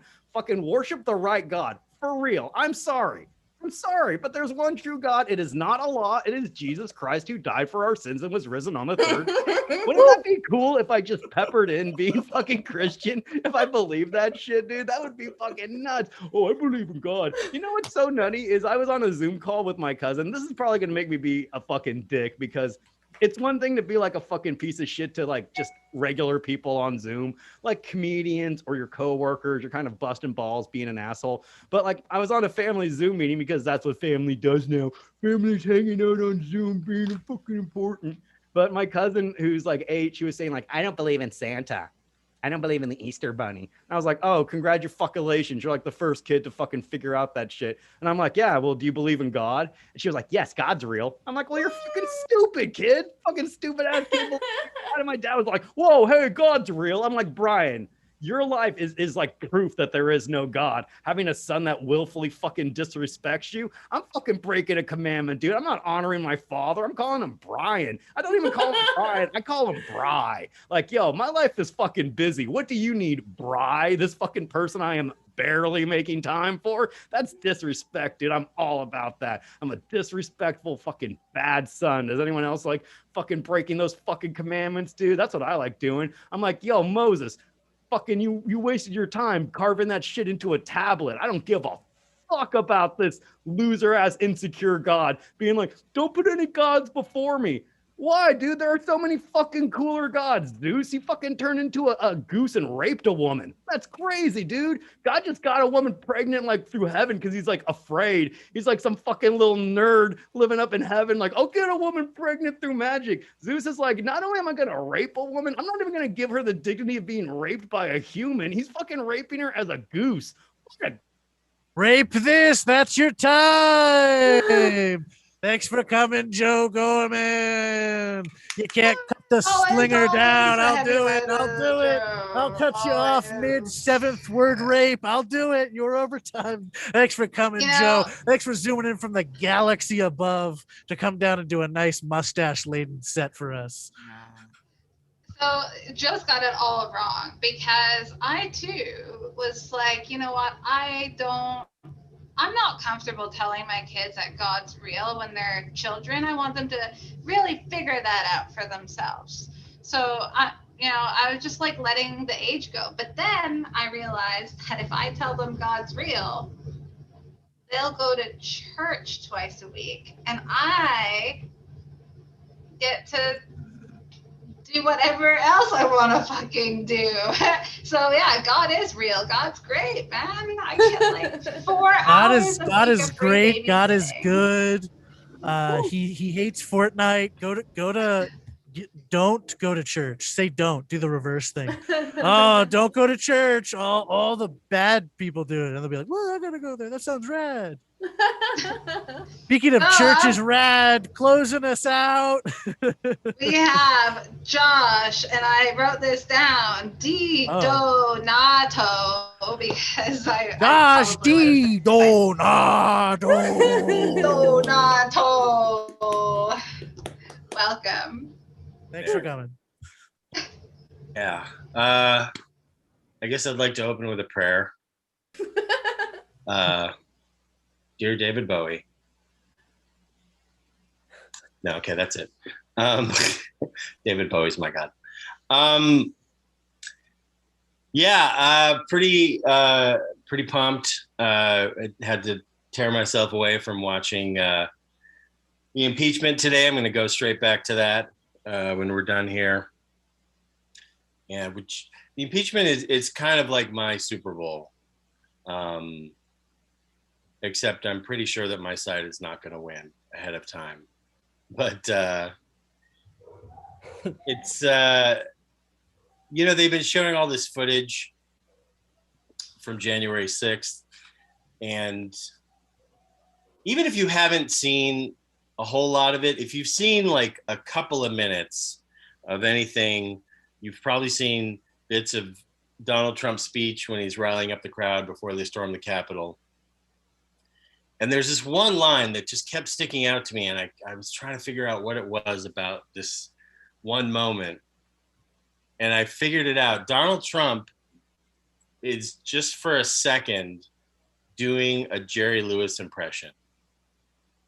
And if you see this, you're going to see, they're going to keep showing this one bit. So you're going to see this again. But there's this part where Donald Trump says, so we're going to walk down to the Capitol.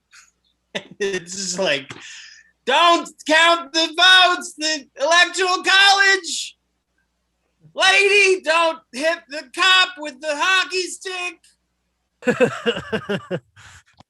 Take away the votes from the nice black man. No, lady. You shouldn't. No. Mike Pence, don't betray me. No. Whoa, Dean. All right. Yeah, the House managers who are prosecuting the case laid out their stuff yesterday. Airtight case, the constitutional precedent, all this kind of stuff about whether or not they can prosecute somebody or have an impeachment trial after somebody's out of office. You can. It's been done a million times. You just can. And then but Donald Trump's lawyers were so fucking bad. And I feel like it's a troll. Like, they're so bad. I feel like Donald Trump is like, they're going to acquit anyway. So I don't want to, just get somebody for like $50. Like, just get somebody out of the yellow pages. And Bruce Castor, the lead guy on the team, is a fucking personal injury attorney. Not kidding. That is a real thing. And it's just like, and he's just like a guy who was just shoved in front of a mic and told like, you got to host this open mic. And he was like, okay, wow. Senators are great. Every one of you, really great. I'm not even changing what he said that much. It's like, every senator is extraordinary, an extraordinary person. And he's like, hey, this guy from Pennsylvania, how's it going? And just so terrible. I need to add to that, but they were just really bad. And it doesn't matter. It doesn't matter because the Republicans are just going to acquit. A number of Republicans are just going to look at the facts. We're cowering behind furniture a month ago. And they're like, yeah, it's not that bad though, And I just love hearing excuses from Republicans. And I kind of wish that like a couple of Republican congressmen had been kidnapped by the people who stormed the Capitol, which they were gonna do. They wanted to do that. I just wish they had been successful, just because it would have changed maybe 10 or 20 votes in the House. There would still be over 100 Republican congressmen, and just hearing those excuses would be great. Just like Congressman Schiller is still with the captors. But I think that he would have wanted us to question this election. I don't know. All right, what do I got, Don? Oh, that was the minute. Did that just come up? Yeah, it just came up. Okay. All right. Well, I'll leave you with this. There's this one bit I watched the Lady Gaga sang the opening theme of America at the inauguration. And there's this one line of the Star Spangled Banner I just never really understood, where it's like, and the rocket's red glare, the bombs bursting in air. And I just feel like the ground, that's where your target is. You know what I mean? I feel like if bombs are bursting in air, that's not a successful bombing run. You know what I mean? Why are you celebrating the bombardier in this fashion? And there's more of that bit, but I'm out of time. Thank you. Good day to you all. Thank you. Thank you. Thanks for coming, Josh DiDonato. I'm just gonna, I don't know the name of the person Josh was just talking about, but I do relate to the feelings he had when somebody just forced him into taking a mic and, saying really important things, because that's exactly how I felt when Von Trigger told me that I needed to host comedy mics. And I think, the seriousness of what we're doing is the same. So she keeps protesting. This is her idea. This has been her idea the whole time. She's just looking for a way to get a green card from any other country. She's trying to stack up green cards. If you know anyone who's trading green cards, collecting green cards, she still needs a Blue Eyes White Dragon. She needs a Blue Eyes White Dragon green card, and then she'll be able to beat Yu-Gi-Oh! It'll be super cool. Everyone, thanks for coming to the Hot Mess Open Mic. I think that's it. Unless Dawn wants to do some kind of weird not set. believe how many people stayed this whole time. Even I want to leave, so thank you so much. And Christian, God's good, man. It's nice to have a clean set in this fucking mess of whatever else is going on here. We need you to level it out for sure. We're all going to hell without you. So Thanks for coming, everyone. I'll never tell you what Hmong is ever, because your definitions were way too clean. I don't want to scare you. Thanks for coming.